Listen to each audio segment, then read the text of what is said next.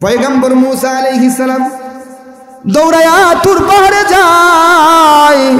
তুর পাহাড়ে গিয়া আল্লাহকে বলে, আল্লাহ বুঝলাম না যে যুবকটা দুনিয়া থেকে মরল তার রেকর্ড ভালো নয়।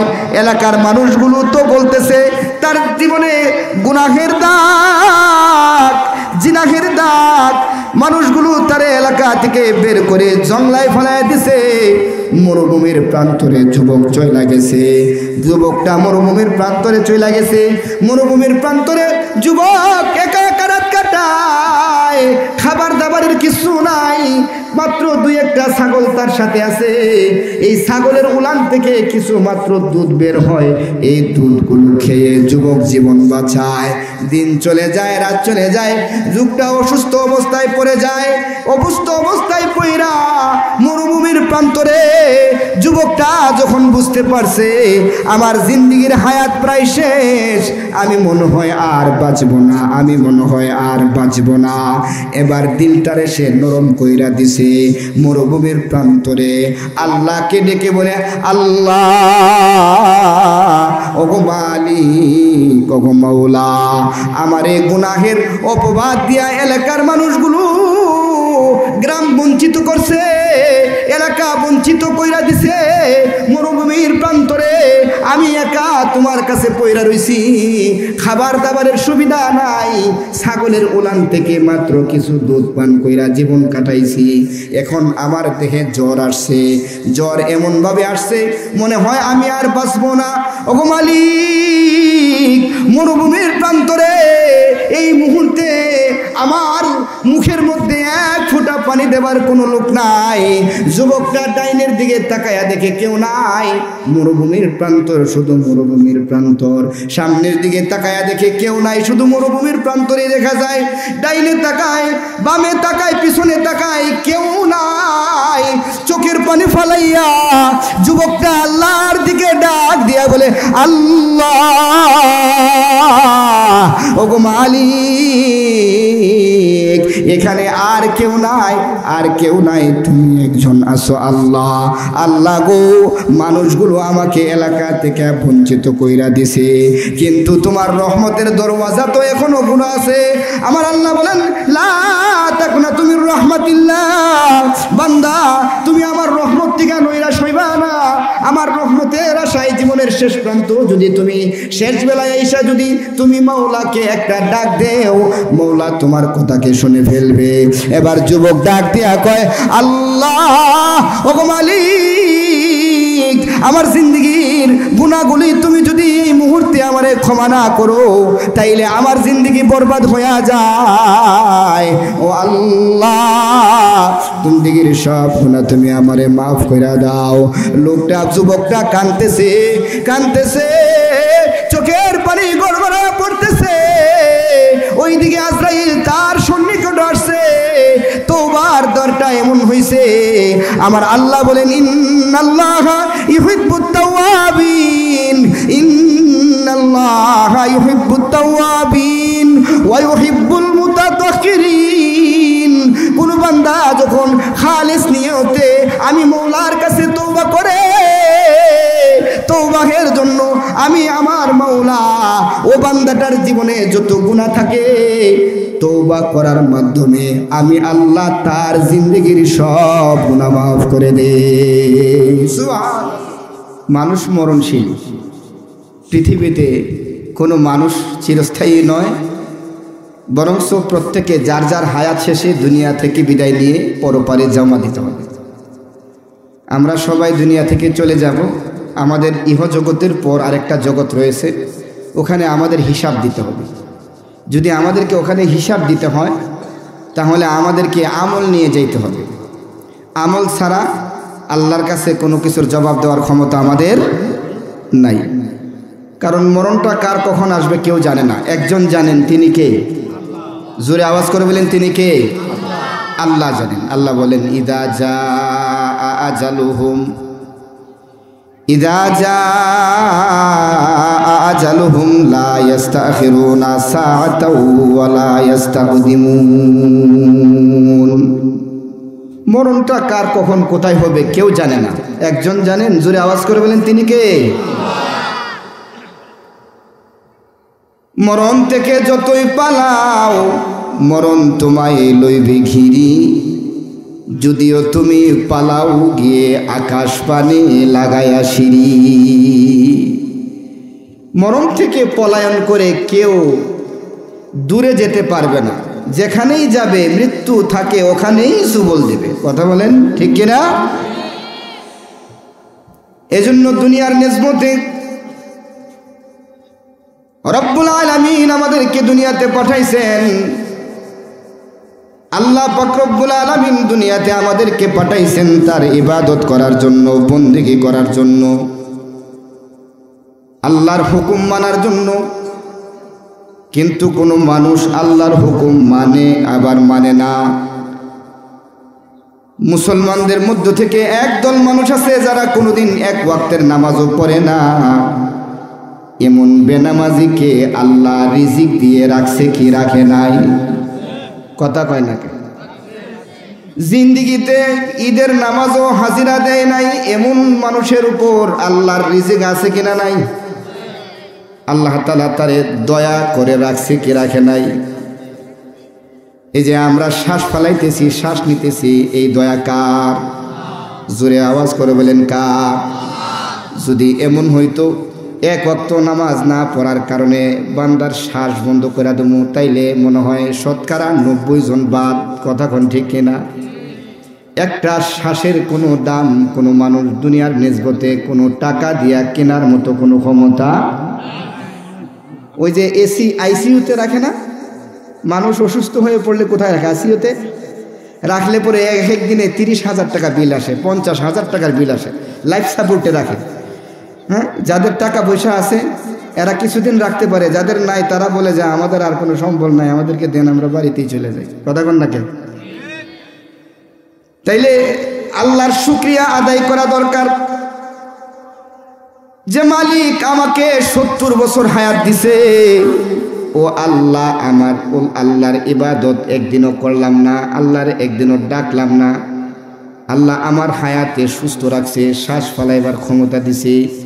ইচ্ছা করলে আল্লাহ বান্দার রিজিককে বন্ধ করে দিতে পারত, কিন্তু রিজিক বন্ধ করে নাই রে। রিজিক চালু করে দিয়ে বান্দাকে অপশন চালু করে দিয়েছে, বান্দা তোর হায়াত পর্যন্ত অপেক্ষা করমু, মরণ পর্যন্ত অপেক্ষা করমু। মরণ পর্যন্ত মৃত্যুর 1 সেকেন্ড আগেও যদি তুই তোর ভুল স্বীকার করিস আর আমি আল্লাহর কাছে রহমের দিল নিয়া আমি মৌলারে একবার ডাক দিস, আল্লাহ,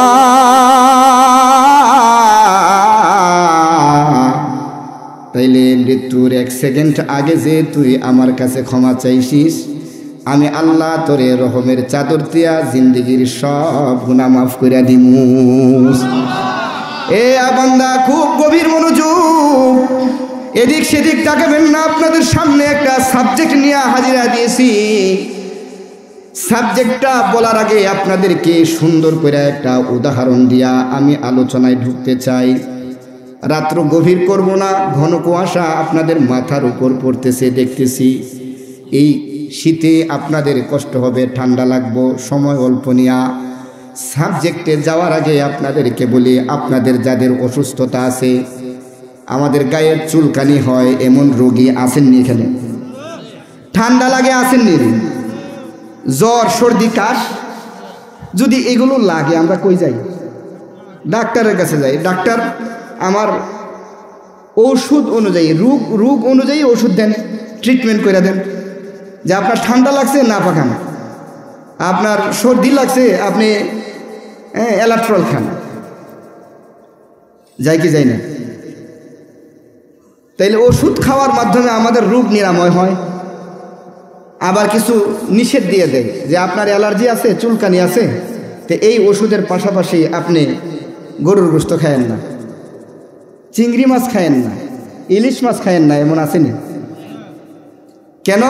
যদি গরু গোশত খাও, ওষুধ খাওয়ার মাধ্যমে তোমার কোনো লাভ, এগুলো অ্যালার্জি বাড়ায়। যেগুলো অ্যালার্জি বাড়িয়ে দেয়, আর ওই লোক যদি ওষুধও খায় তাইলে রোগ কমবে না বাড়বে? এজন্য ডাক্তার চিকিৎসা দেওয়ার পর কিছু নিয়ম দেয় যে এই এই নিয়মে ওষুধ খাবেন, এই এই বেলা খাবেন, ওই ওই বেলা খাবেন না। আল্লাহ তাআলার পক্ষ থেকেও বান্দার জন্য কিছু হুকুম আছে। আল্লাহ হুকুম দিয়েছেন, রসুল তার পথ্য বাতিয়ে দিয়েছেন। আল্লাহর পক্ষ থেকে আসছেন হুকুম, আর রসুল দিয়েছেন এর নিয়ম পদ্ধতি। আল্লাহর হুকুম যারা রসুলের পদ্ধতি অনুযায়ী পালন করবে, ওই হুকুম হবে সঠিক হুকুম। রসুলের হুকুম অনুযায়ী মানার মাধ্যমে তার কামিয়াবি হবে, সফলতা আসবে। অন্যথায় ডাক্তার যেমন আপনাকে গরু গোশত, ইলিশ মাছ, চিংড়ি মাছ খাওয়ার জন্য নিষেধ করছে, ওইগুলো খাওয়ার পরেও যেমন ওষুধ খাইলে রোগের কোনো নিরাময় হবে না, ঠিক তেমনিভাবে আল্লাহর হুকুম মানার মাধ্যমেই জীবনের সফলতা নয়, বরঞ্চ রসুলের হুকুম নিয়ম পদ্ধতি মেনে আল্লাহর হুকুম পালন করার মাধ্যমেই সফলতা। জোরে বলেন ঠিক কিনা? আপনি নামাজ পড়েন, কিন্তু নামাজ পড়ার আগে ওযু করা ফরজ। ওযু করা কি? কিন্তু ওযু করেন না, আপনার নামাজ হবে? জোরে কন, কেন? ওযু করি নাই। এক লোক এক নেতার দ্বারে গেছে, নেতা একটু নামাজি ভালো মানুষ, বলতেছে ভাই আমারে কিছু অনুদান দেন, আমি চলতে পারতেছি না। নেতা নামাজি ভালো মানুষ বলতেছে ঠিক আছে যাও, তোমারে আমি একটা ভালো গাড়ি কিনে দিব, এই গাড়ি দিয়ে আমি তুমি প্রতিদিন নিত্যদিন কামাই রোজগার করতে পারবা, তবে শর্ত হইল তুমি প্রতিদিন নামাজ পড়বা একাধারে 40 দিন। কয়দিন? 40 দিন। বেচারা 40 দিন নামাজ পড়ছে। নামাজ পড়ে নেতাজির কাছে আসছে, আইসা কয় আপনি আমার গাড়িটা দেন, আমার 40 দিন নামাজ খিলাফ। এখন নেতাই কইতেছে গাড়ি তো তোমারই দিমু, ঠিক আছে এখন না 2 দিন পরে দিমু। কয়দিন পরে? 2 দিন পরে দিমু। মুরব্বী ওইটা কইতেছে বুঝছি, আমি তো জানি আপনি আমার গাড়িটারি দিতেন না, এর লেগে আপনি আমার নামাজ পড়ার কথা কইছেন, ঠিক আছে, কিন্তু আমি নামাজ পড়ছি কিন্তু একদিনও উজু করছি না। নামাজ হইছে? কথা কন না কে? নামাজ হইছে? নামাজ হয়।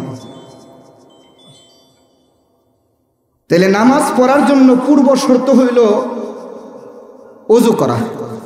শরীর পাক তো আছেই, নামাজের জায়গা পাক, 70 টাকা, কিবলামুখী হওয়া, ওয়াক্ত মতো নামাজ পড়া, এগুলো তো আছেই। আল্লাহ তাআলার পক্ষ থেকে এমন কিছু হুকুম আছে যে হুকুম মানার মাধ্যমে আল্লাহ তাআলার সফলতা নয়, বরঞ্চ নবীদের দেওয়া কিছু পথ্য আছে। এই পথ্যগুলি যারা মানবে তাহলে নবীজির নিয়ম মানার মাধ্যমে আল্লাহর হুকুম আদায় হবে, আর এটাই হবে বান্দার জন্য সফলতা। কারণ আপনি নামাজ পড়লেন, শিরিকের সাথে আপনার জড়িত, আপনার নামাজ হবে না। নামাজও পড়েন, চুরিও করেন, নামাজ হইব? কথা কন না কে? হইব? নামাজও পড়েন, একটু একটু ইন্টারেস্টও খান, নামাজ হইব? জিজ্ঞাসা করলে বলে ভাই নামাজ পড়ব, নামাজের সব নামাজ দিব, আর ইন্টারেস্টের গুনাহ ইন্টারেস্ট হইব, এই কথা কি হয়? ইন্না সালাতা তানহা আনিল ফাহশাই ওয়াল মুনকার, নিশ্চয়ই নামাজ মানুষকে অন্যায় অশ্লীল কাজ থেকে বিরত রাখে। কথা কোন ঠিক কিনা?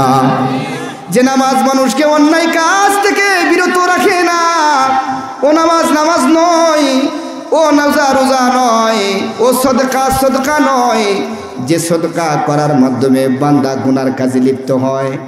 এজন্য আপনাদের সামনে একটা হাদিস পড়েছি।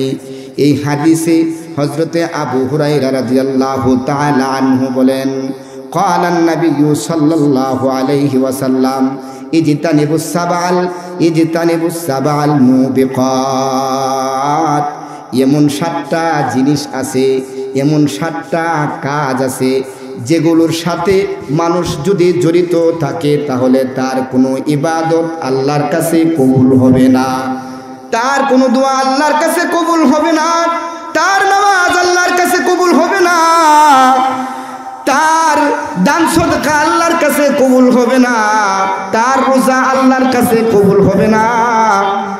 এই শীতের রাত্রিতে আপনি ফজরের সময় ঘুম থেকে জাগ্রত হইয়া ঠান্ডা পানি দিয়া ওযু বানায়া ফজরের নামাজ পড়েছেন, কিন্তু ওই 7 কারণের এক কারণে যদি আপনি থাকেন, এত কষ্ট কইরা ওযু কইরা নামাজ পড়ার মধ্যে কোনো দাম একেবারেই নাই। এজন্য রাসূলের এই 7টা কারণ আপনাদেরকে বলতে চাই, যেই 7 কারণ বলার মাধ্যমে আমার আলোচনাও শেষ হবে। আর এই কারণগুলো হলো, যদি কারোর মাধ্যমে এই কারণগুলো থাকে, তার নামাজ, রোজা, হজ, যাকাত, দোয়া কোনো কিছুই আল্লাহর দরবারে কবুল হবে।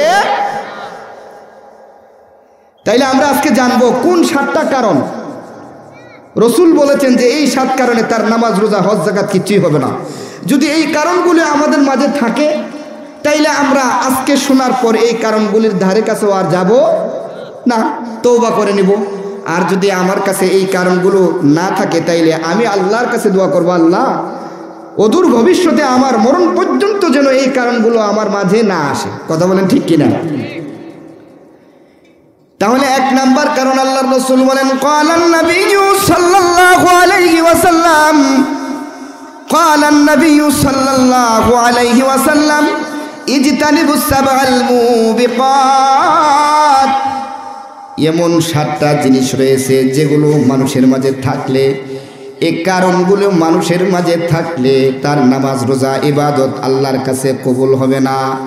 1 নাম্বার রাসূল বলেন, আল ইশরাকু বিল্লাহ, আল্লাহর সাথে কোনো কিছুকে শরীক করা যাবে না।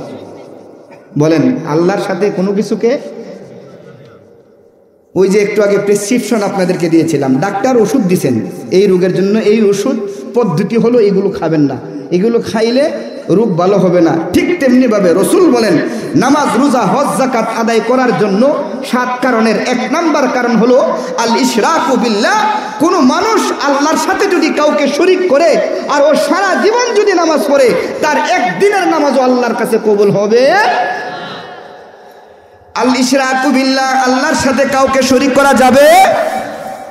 আল্লাহর সাথে যদি আপনি শরীকও করেন, নামাজ পড়েন, তাইলে আপনি শিরিক করেছেন, শিরিকের গুনাহ আপনার অন্তরে আছে, এই জন্য আপনার নামাজ বরবাদ।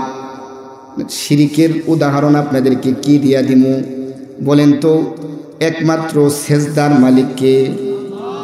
আপনাদের আওয়াজ একটু বাইর করেন, তাহলে আমারও আওয়াজ বাইর হবে। কোন সিজদার মালিককে? আরো জোরে আওয়াজ করে বলেন, সিজদার মালিককে। এবার আওয়াজ দিয়া বলেন, সিজদা যদি আল্লাহকে দেওয়া হয়, কোনো মানুষ যদি আরেকটা মানুষের পায়ে সিজদা দেয়, ও সিজদা কি হালাল না হারাম? ও সিজদাটাই তো শিরিকের অন্তর্ভুক্ত হয়ে যায়। রাসূল বলেন, ক্বালান নাবিয়্যু সাল্লাল্লাহু আলাইহি ওয়াসাল্লাম, ক্বালান নাবিয়্যু সাল্লাল্লাহু আলাইহি ওয়াসাল্লাম, দাখালাল জান্নাতা রাজুলুন ফি যুবাব, দাখালাল জান্নাতা রাজুলুন ফি যুবাব, দাখালান নারা রাজুলুন ফি যুবাব। একটা লোক মূর্তির নাকের মাছি মাইরা জাহান্নামে চলে গেছে, আর একটা লোক মূর্তির নাকের মাছি না মাইরা জান্নাতে চলে গেছে। তৎকালীন সময়ের ঘটনা, বাদশাহ নামদার, সে জালেম, মূর্তি পূজক, মূর্তি রাস্তার সামনে দাঁড় করায় রাখছে। এবার মূর্তির সামনে দিয়া মানুষ আসা যাওয়া করে। এবার মুসলিমদেরকে বলে, এই দাঁড়া, মূর্তির নামে কিছু দিয়ে যা। যার ইমানি পাওয়ার ভালো, সে বলে মূর্তির নামের কিছু দেওয়া যায়? এই যেরকম মূর্তির নামে কিছু দেওয়া যায়? এবার বাদশা বলে, এই দাঁড়া, মূর্তির নামের কিছু দেওয়া যা।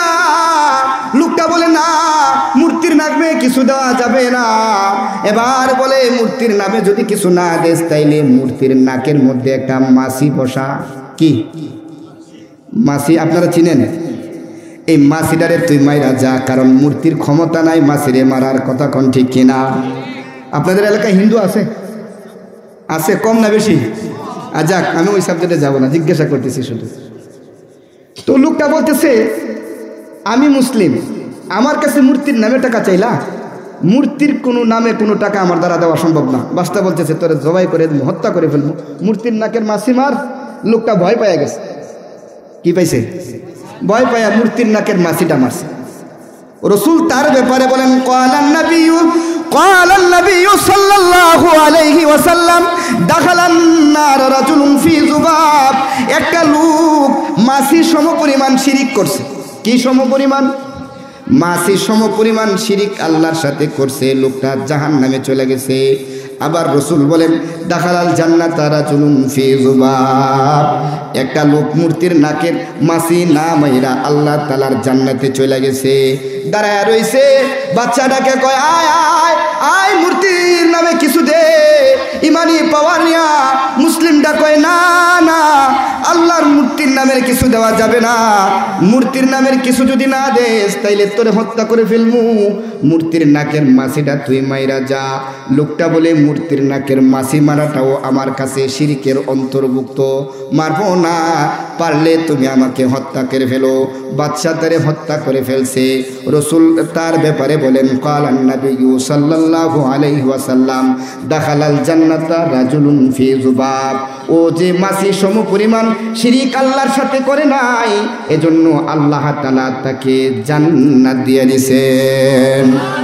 আল্লাহর রাসূল বলেন কালান নবী সাল্লাল্লাহু আলাইহি ওয়াসাল্লাম ইজতানিবুস সাবাল মুবিকাত, এমন 7টা জিনিস রয়েছে যে 7টা জিনিস যদি কোনো মানুষের সাথে থাকে তাইলে তার কোনো ইবাদত আল্লাহর দরবারে কবুল। এজন্য আজকে আমরা জেনে নিলাম যার মাঝে শিরিক আছে ওর নামাজ রোজা হজ যাকাত কবুল হবে। এজন্য শিরিক মুক্ত ইবাদত চাই। শিরিক ফিল খায়রাত, শিরিক মিশ্রিত ইবাদত আল্লাহর কাছে কবুল হয় না, শিরিক মিশ্রিত ইবাদত আল্লাহর কাছে কবুল হয় না। এজন্য সেজদার মালিক একজন, তিনি কে? এই জোরে কোন সেজদার মালিক কে? হায়াতের মালিক কে? রিজিকের মালিক কে? কোন নেতা রিজিকের মালিক না, কোন পীর রিজিক দেওয়ার মালিক, খাজা বাবা রিজিক দেওয়ার মালিক, সেজদা নেওয়ার মালিক, কিছু চাওয়ার মালিক। এই ভাই আপনি আমার কথায় রাগ করতে পারেন, রাগ করে না। আমি বলি না আপনি মাজারে যাইবেন না, 100 বার যাইবেন। আমি বলি না অলির দরবারে যাইবেন না, 1000 বার যাইবেন। সাবধান, শিরিকের মতো কোনো গুনাহ আপনি ওর কাছে করবেন না। তার উসিলায় দোয়া চাইতে পারবেন, আল্লাহ শাহজালালের উসিলায় আমার এই নিয়ত তুমি পুরা করে দাও, এমনটা তুমি বলতে পারো। কিন্তু তুমি আল্লাহর কাছে যদি না চাইয়া সরাসরি কোনো বান্দার কাছে যাও, ও বাঞ্চাওয়াটা কিন্তু শিরিকের অন্তর্ভুক্ত হয়ে যাবে। কথা বলেন ঠিক না? তাইলে 1 নাম্বার শিরিক ফিল খায়রাত। আজকের পর থেকে শিরিকের সাথে যুক্ত থাকবো না ইনশাআল্লাহ। আল্লাহর রাসূল বলেন গ্রাম্য এক ব্যক্তি, এক ইহুদি আয়েশা আল্লাহর রাসূল রে বলতেছেন এ মুহাম্মদ, কারণ ও তো ইহুদি, এজন্য আল্লাহর রাসূল রে নাম ধইরা ডাকে। আমরা নাম ধরে ডাকবো না, বরংস আমাদের পেয়ারা নবী মুহাম্মদুর রাসূলুল্লাহ সাল্লাল্লাহু আলাইহি ওয়াসাল্লাম বলবো। আয়েশা বলতেছে এ মুহাম্মদ, তোমার কাছে এমন কি গুণ আছে যে গুণ থাকার কারণে তোমার ইসলাম গ্রহণ আমি করবো? তোমার কাছে কিছু তো আমি দেখতে পারতেছি না। এবার আল্লাহর রাসূল বলেন তুমি কি দেখতে চাও? ইহুদি ডাইকা কয় তাইলে তোমাকে আমি যা করতে বলি তুমি কি তাই করবে?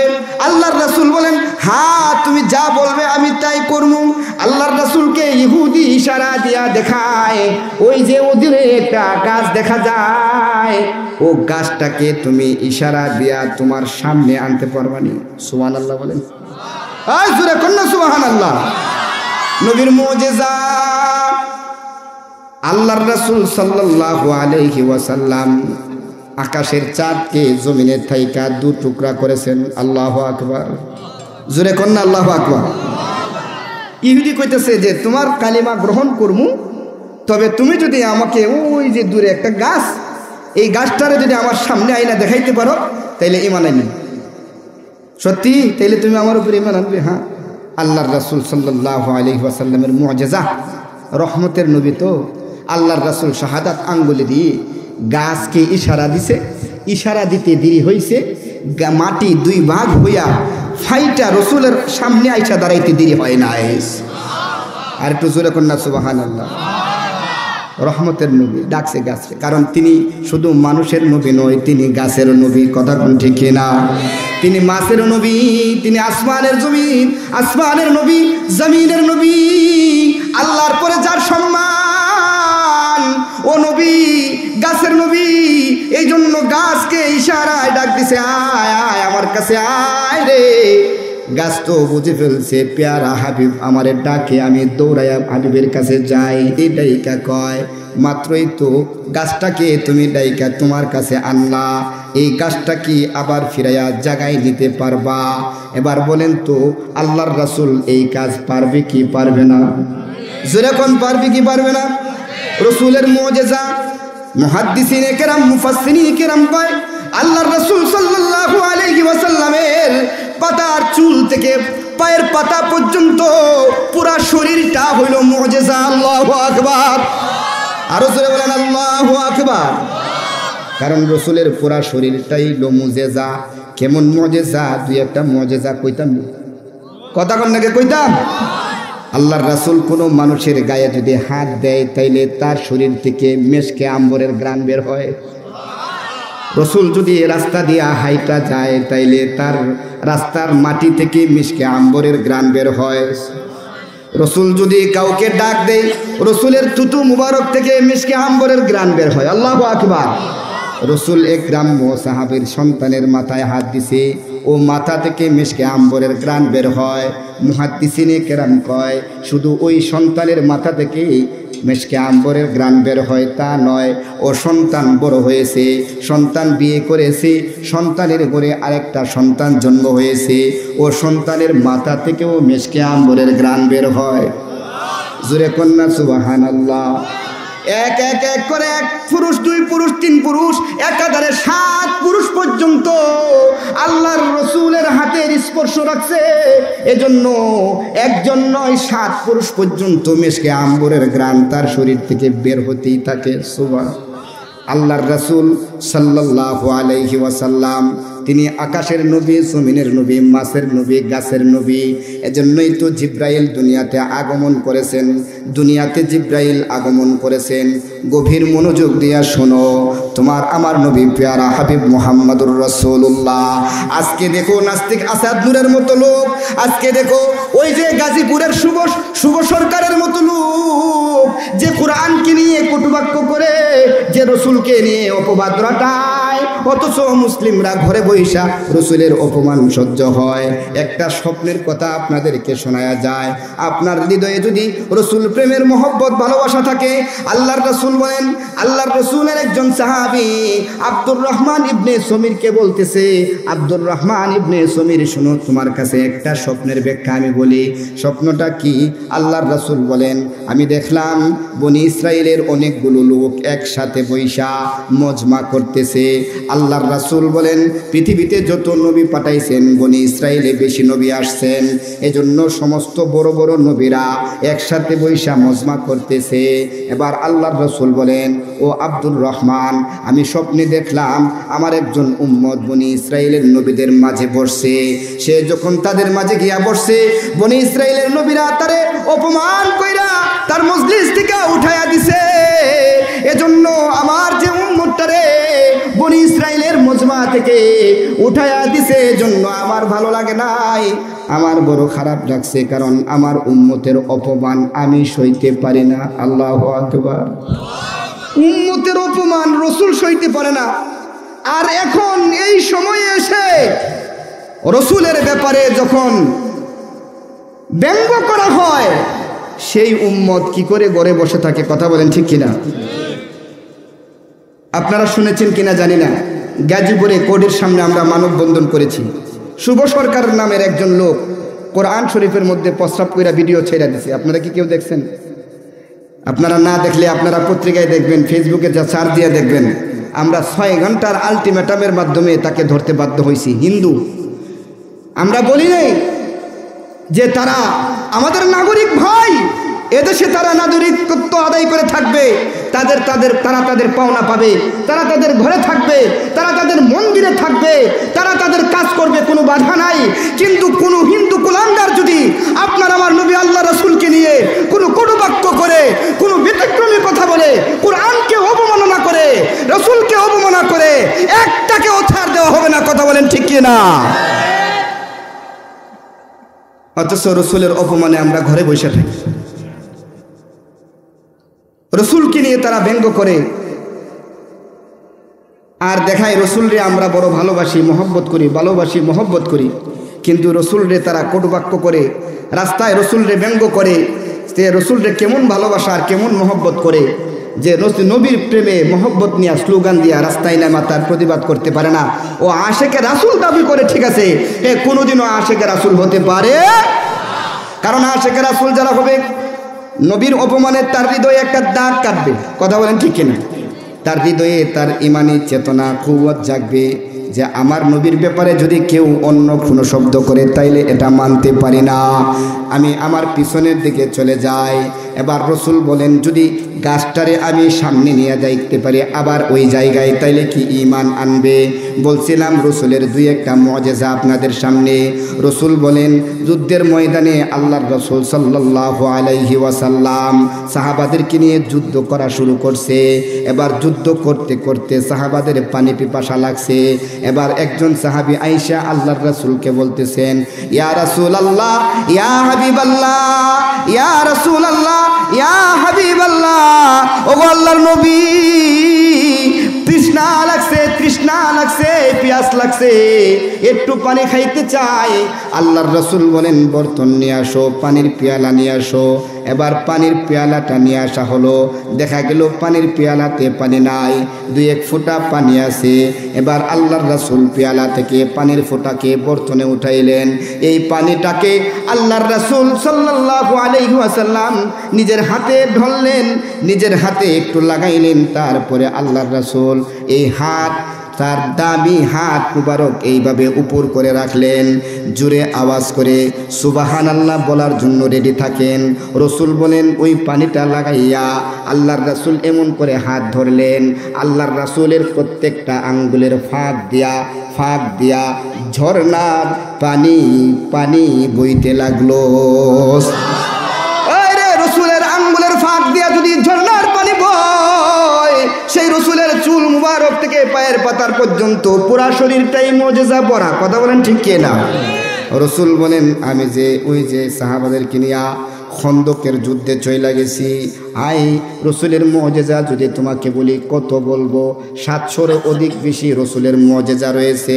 আল্লাহর রসুল সাল্লাল্লাহু আলাইহি ওয়াসাল্লাম মসজিদের মিম্বারে বসা, ঠিক এই মুহূর্তে একজন সাহাবী গিয়া আল্লাহর রাসূলকে বলেন, ইয়া রাসূলুল্লাহ, ইয়া হাবিবাল্লাহ, ওগো আল্লাহর নবী, এলাকায় বৃষ্টি হয় না, আল্লাহর কাছে একটু দোয়া করে দেন, আল্লাহ যেন বৃষ্টি এলাকায় নাজিল করেন। আল্লাহর রাসূল বৃষ্টির জন্য দোয়া করলেন। এবার আল্লাহর রাসূল দুইটা হাত আকাশের দিকে উঠাইলেন। আল্লাহ মিকাইলকে ডাইকা কয়, এ মিকাইল তুমি কই? আমার বন্ধু, আমার পেয়ারা হাবিব মুহাম্মদুর রাসূলুল্লাহ সাল্লাল্লাহু আলাইহি ওয়াসাল্লাম হাত তুলেছে। হাত তুলতে দেরি হয়েছে। মিকাইল রে যাও, ওই এলাকায় পানি বারিশ বৃষ্টি বর্ষণ কইরা এলাকায় পানি তুমি দিয়া দাও। মুহাদ্দিসিনে কেরাম বলেন যে রসুল দোয়া করার সাথে সাথে খেজুরের পাতার ছাউনি ভেদ কইরা বৃষ্টির ফোঁটার পানি রসুলের গায়ের উপর পড়তেছে। এবার শুক্রবার রসুল দোয়া করেছেন, শুক্রবার চলে গেছেন, শনিবার চলে গেছেন, রবিবার চলে গেছে, সোমবার চলে গেছে, মঙ্গলবার গেছে, বুধবার গেছে, বৃষ্টি হইতেই আছে। বৃহস্পতিবার গেছে, শুক্রবার পরের সপ্তাহ পর্যন্ত এলাকায় বৃষ্টি হইতেই আছে। সুবহানাল্লাহ কইতেন না? সাহাবা দৌড়ায় আয়েশা কয়, ইয়া রাসূলুল্লাহ, ওগো আল্লাহর নবী, বৃষ্টি এই পরিমাণ এলাকায় হইছে, এত পরিমাণ বৃষ্টি এলাকায় হইছে যার কারণে আমরা ভেড়া বকরিগুলো রাস্তায় চড়াইতে পারতেছি না। আল্লাহর কাছে একটু দোয়া করেন, আল্লাহ যেন বৃষ্টিটা অন্য দিকে নিয়ে যায়। রসুল এবার দোয়া করলেন, আল্লাহুম্মা হাওয়ালাইনা ওয়ালা আলাইনা, আল্লাহুম্মা হাওয়ালাইনা ওয়ালা আলাইনা। রসুল এই দোয়া করতে দেরি হয়েছে। আকাশের চাঁদ সিতারা যেন রসুল বলেন, হাদিসের মধ্যে পাওয়া যায় আল্লাহর রসুল মসজিদের মিম্বারে বৈশা কেমন যেন আল্লাহর রসুলের মুজিজার হাত দিয়া আকাশের মেঘমালাকে একটা ধাক্কা দিছে, তো এলাকা থেকে মেঘমালা দূরে চলে গেছে। এজন্য রসুলের মুজিজা আপনাদেরকে বলতে চাই। এই আরেকটা বলে আর বলবো না, সামনের দিকে যেতে হবে। আল্লাহর রাসূল বলেন খন্দকের যুদ্ধে আল্লাহর রাসূল সাল্লাল্লাহু আলাইহি ওয়াসাল্লাম 2,500 থেকে 3,000 সাহাবাকে নিয়ে খন্দকের যুদ্ধ পরীক্ষা করার জন্য গেলেন। ওখানে আল্লাহর রাসূল নিজে শ্রমিক হয়ে গেলেন, নিজে মাটি কাটলেন। এবার একজন সাহাবী আয়েশা আল্লাহর রাসূলকে বলতেছেন, ওগো আল্লাহর নবী, আমার বড় খিদা লাগছে, দেখেন না আমার পেটে একটা পাথর বাঁধা। এবার রসুল কয়, তোমার পেটে একটা পাথর বাঁধা, আমার পেটটা তুমি একটু দেখো। রসুল তার নিজের জামা মুবারকটা উঠাইয়া দেখে রসুলের পেটে দুইটা পাথর বাঁধা। কয়টা পাথর? 2টা পাথর। খিদা লাগছে, তোমার চাইতে বেশি আমার, তোমার তো একটা পাথর বাঁধা আর আমার 2টা পাথর বাঁধা। খন্দকের যুদ্ধে পরিখা খনন করার জন্য যেখানে গিয়েছিল তার অদূরেই হযরতে জাবের রাদিয়াল্লাহু তাআলা আনহু এর বাড়ি। জাবের রাদিয়াল্লাহু তাআলা আনহু বলতেছেন, রসুল যেহেতু আমার বাড়ির পাশেই কাজ করতেছে, খন্দকের যুদ্ধের পরীক্ষা খনন করতেছে, তাইলে রসুলরে দাওয়াত দিয়ে যদি আমার ঘরে কিছু খাওয়াইতাম তাইলে বরকত হইত। সুবহানাল্লাহ বলে। জাবের রাদিয়াল্লাহু তাআলা আনহুর স্ত্রী দামি মানুষ, যেমন স্বামী তেমন স্ত্রী। বলতেছে, কি খাওয়াইবেন? ঘরেতে কিছু নাই, একটা ছাগল আছে মাত্র, আর একটু আটা আছে, তা দিয়ে 2-1টা রুটি হবে। তাইলে এতগুলো সাহাবি যদি দাওয়াত করেন তাইলে সব সাহাবিরে দিয়া তো আমাদের এই সামান্যতম আয়োজন দিয়ে হবে না। তার বদলে আপনি এক কাজ করেন, রসুলরে গোপনে আস্তে করে দাওয়াত দিয়ে আসেন, রসুল 2-1জন সাহাবাকে নিয়ে আইসা আমার ঘরে যা পারে খাইয়া যাবে। হযরতে জাবের রাদিয়াল্লাহু তাআলা আনহু আল্লাহর রসুলের কাছে গেলেন, রসুলকে দাওয়াত দিলেন, ইয়া রাসূলুল্লাহ, আমার বাড়ির পাশেই আসছেন, আপনি যদি দাওয়াত কবুল করতেন তাইলে খুশি হইতাম, চলেন আমার বাসায়, আমার বাড়িতে। জাবের রাদিয়াল্লাহু তাআলা আনহু আল্লাহর রাসূলের দাওয়াত দিলেন, রসুল দাওয়াত গ্রহণ করলেন। এবার জাবের আগে আগে রাহবার হইয়া যাওয়া শুরু করছে। রসুল সব সাহাবাদেরকে ডাক দেয়া কইতেছে, এই সবাই চলো আমার। জাবের গার ফিরে চায় দেখে রসুল একা আসে নাই, বরং রসুল সব সাহাবাদেরকে সাথে নিয়ে আইতেছে। জাবের একটু দ্রুত হাইটা আগে আগে বাড়িতে পৌঁছাই গেছে, যায় স্ত্রীকে বলতেছে, কি ব্যাপার? রসুল রে একা দাওয়াত দিছি, রসুল তো সব সাহাবারে নিয়ে আইতেছে, ব্যাপার কি? জাবেরের স্ত্রী তো জ্ঞানী মানুষ, পরহেজগার, তিনি বলতেছেন, আপনি কি রসুল রে একা দাওয়াত দিচ্ছেন না রসুলের সব সাহাবার দাওয়াত দিচ্ছেন? কয় না, আমি রসুল রে একা দাওয়াত দিছি। তাইলে সব সাহাবা কে আনতেছে? কয় রসুল নিজে সাথে নিয়ে আসতেছে। এবার জাবেরের স্ত্রী বলে, চিন্তা করো না, তুমি তো রসুল রে দাওয়াত দিছো, আর রসুল তো সব সাহাবাদেরকে নিয়ে আসতেছে, এটা রসুলই ভালো বুঝবে। সুবহান। রসুল সব সাহাবাদেরকে নিয়ে হযরতে জাবেরের ঘরে প্রবেশ করে। জাবেরের ঘরে প্রবেশ করার পর রসুল বুঝে ফেলছে খাবারের আয়োজন কম, এই জন্য জাবেরের মনটা একটু দুর্বল দেখা যায়। রসুল জাবেরকে ডাক দিলেন, জাবের এদিকে আসো। জাবের আসলেন, বলো তোমার রান্নাঘরে আমাকে একটু নিয়ে যাও। এবার জাবের রাদিয়াল্লাহু তাআলা আনহু আল্লাহর রাসূল রে একটু তার রান্নাঘরে নিয়ে গেলেন। রান্নাঘরে সবেমাত্র ছোট্ট একটা ছাগলকে জবাই কইরা রান্না করতেছিল, আর সামান্য আটার মাধ্যমে কয়েকটা রুটি বানাইতেছিল। রসুল বলেন, জাবের, আমি তোমার একটা কাজ দেব, এই কাজ থেকে তুমি দূরে যাইবা না। এবার কি বলে? হযরতে রসুল বলেন, জাবের, তোমার ওই চুলার মধ্যে লাকড়ি দিয়ে তুমি আগুন দিতেই থাকবা, আগুন দেওয়া থেকে তুমি বিরত থাকবা না। জাবের আগুন দেওয়া শুরু করলো। এবার রসুল 2,500 থেকে 3,000 সাহাবাদেরকে 10 জনের জামাত ডাকলেন আর আসতে থাকলেন। এবার রসুল বলেন, ওই রান্নার ঘর, যে রান্নার ঘরে মাত্র একটা ছাগল আর কয়েকটা রুটি, রসুল বলেন 10 জনের একটা সাহাবা, 10 জনের একটা জামাত রান্নাঘরে প্রবেশ করলো। আল্লাহর রসুল বলেন, ইচ্ছা মতো এক একজনকে পরিমাণ মতো গোশত দেওয়া হইল, আবার 3-3টা রুটি কইরা প্রত্যেকজনকে দেওয়া হইল। এবার রসুল বলেন, 10 জন কইরা নয়, একাধারে যত সাহাবা ছিল সব সাহাবা পেট ভইরা খানা খাইছে, তারপরেও একটা খানা একটুও কমে নাই। জোরে কোন সুবহানাল্লাহ।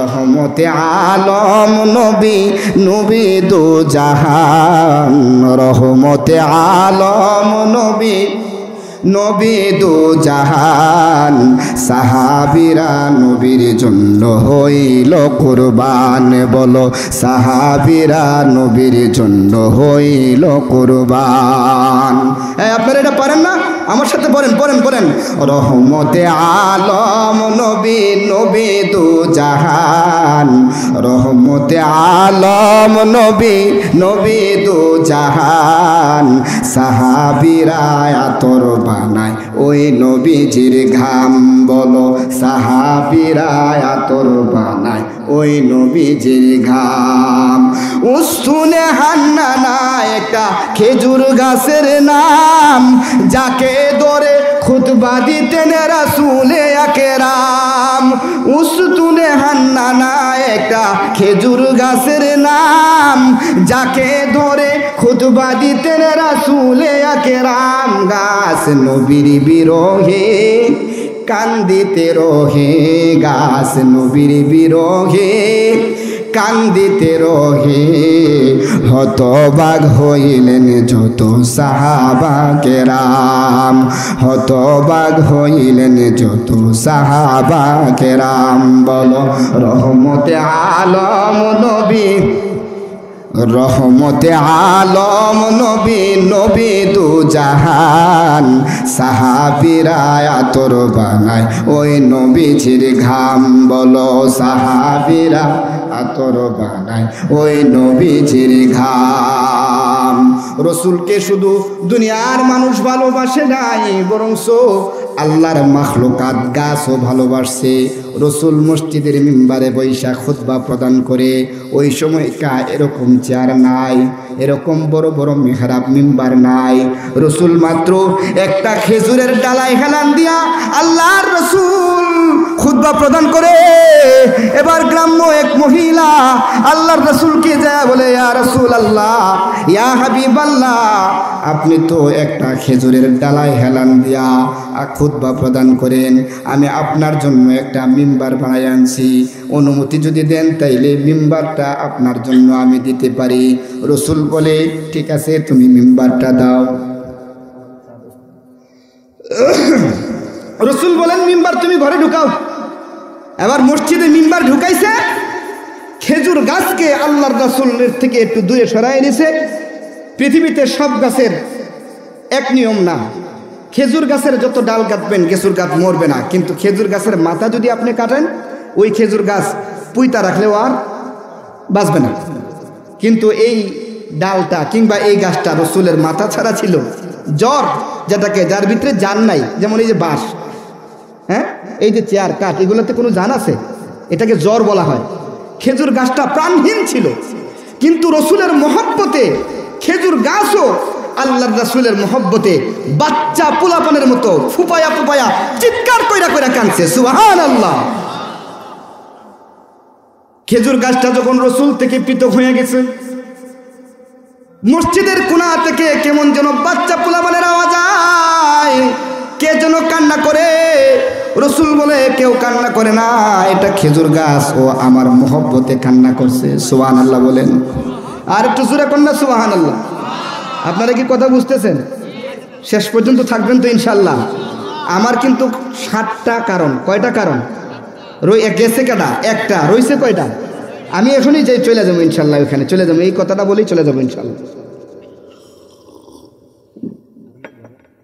আপনাদের রাত দীর্ঘায়িত করবো না ইনশাল্লাহ এবার খেজুর গাছ আল্লাহ রসুল আনলেন মুহাদ্দিসিনে কেরাম বলেন খেজুর গাছের জবান আল্লাহ তাআলা খুইলা দিছেন আল্লাহ রসুল সাল্লাল্লাহু আলাইহি ওয়াসাল্লাম খেজুর গাছকে বলতেছে যে তুমি যে আমাকে মহব্বত করো আমি তোমাকে মসজিদের পাশে এক জায়গায় পুঁতা রাখবো তোমার শাখা প্রশাখা গজাবে কিয়ামত পর্যন্ত তুমি খেজুর দিবে এই খেজুর মানুষ খাবে এতে তুমি সন্তুষ্ট কিনা না খেজুর গাছ আরো জোরে কান্না শুরু করে দিয়েছেন সুবহানাল্লাহ বলেন এবার রসুল বলেন ঠিক আছে যাও তোমার কান্নার অবস্থা আমি বুঝছি আমি তোমারে আমার সাথে আল্লাহর জান্নাতে লইয়া যাব রসুলের সাথে খেজুর গাছের মহব্বতের কারণে রসুল ওই খেজুর গাছকে নিয়ে আল্লাহর জান্নাতে চলে যাবে সুবহানাল্লাহ ওই যে ইহুদির কথা আপনাদের সামনে বলতেছিলাম যে ইহুদি বলতেছে মুহাম্মদ আপনি যদি আমাকে এই গাছটা ফিরে আবার যাইতে দেন,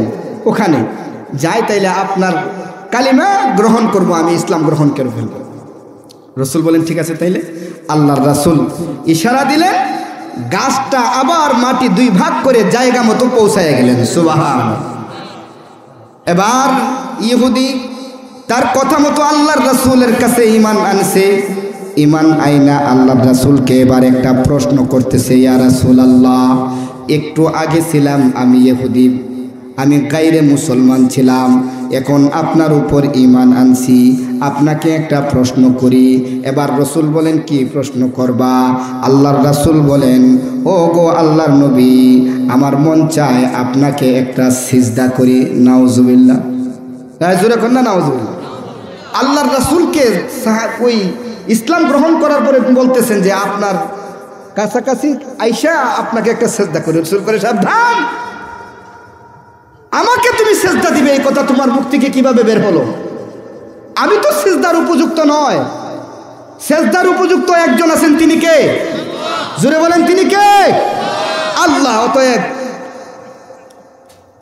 সিজদা তো রসুলকেও দেওয়া যায় না। রসুল সাহাবাকে কড়াভাবে সাবধান করলেন, এমন কথা তুমি আমাকে বলবে না, সাবধান, এই ধরনের কোনো কথা আমাকে তুমি বলবে না। বলতেছিলাম এমন 7টা কারণ, যে 7টা কারণ কোনো মানুষ যদি করে, এই কারণগুলো যদি তাদের মাঝে থাকে, তার ইবাদত, নামাজ, রোজা, হজ, যাকাত কোনো কিছুই আল্লাহর দরবারে কবুল হবে। 1 নাম্বার কারণ আল ইশরাকু বিল্লাহ, আল্লাহর সাথে কাউকে শরীক করা যাবে না। আল্লাহর সাথে কাউকে শরীক কইরা মিশ্রিত শরীকের কোনো ইবাদত আল্লাহর দরবারে কবুল হয় না, আল্লাহর দরবারে কবুল হয় না। এজন্যই তো বলেছি, আল্লাহর রাসূল বলেন 1 নাম্বার আল ইশরাকু বিল্লাহ, আল্লাহর সাথে কাউকে শরীক করবা না। 2 নাম্বার সামনের দিকে চলে যায়, আপনাদের রাত গভীর করব না। 2 নাম্বার কারণটা কি? এই কারণটা যদি আপনার মাঝে থাকে, তাইলে আপনার কোনো ইবাদত আল্লাহর দরবারে কবুল হবে না। 2 নাম্বার হলো, রসুল বলেন, ক্বালান নাবিয়্যু সাল্লাল্লাহু আলাইহি ওয়াসাল্লাম, ক্বালান নাবিয়্যু সাল্লাল্লাহু আলাইহি ওয়াসাল্লাম ওয়াসসিহির, রসুল বলেন জাদু করা। কোন কি করা? জাদু। জাদু কি করা? জাদু করা। কেমন জাদু করেছে? যে একজন আর একজনকে খুব মহব্বত করে বিবাহ বন্ধনে আবদ্ধ হইতে পারতেছে না, এমন এক কবিরাজের কাছে পৌঁছায় গেছে। ও কবিরাজ কুফরি করে। কি করে? কুফরি করে। এমন কবিরাজের মাধ্যমে কবির জাদু কইরা তারে তার জীবন সঙ্গিনী বানায়।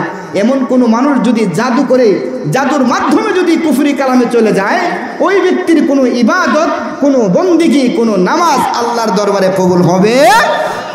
তাইলে 2 নাম্বার, জাদু করা যাবে না। জাদুর কোনো মিশ্রণ যদি আপনার মাঝে থাকে, তাইলে আজকে থেকে তওবা করেন।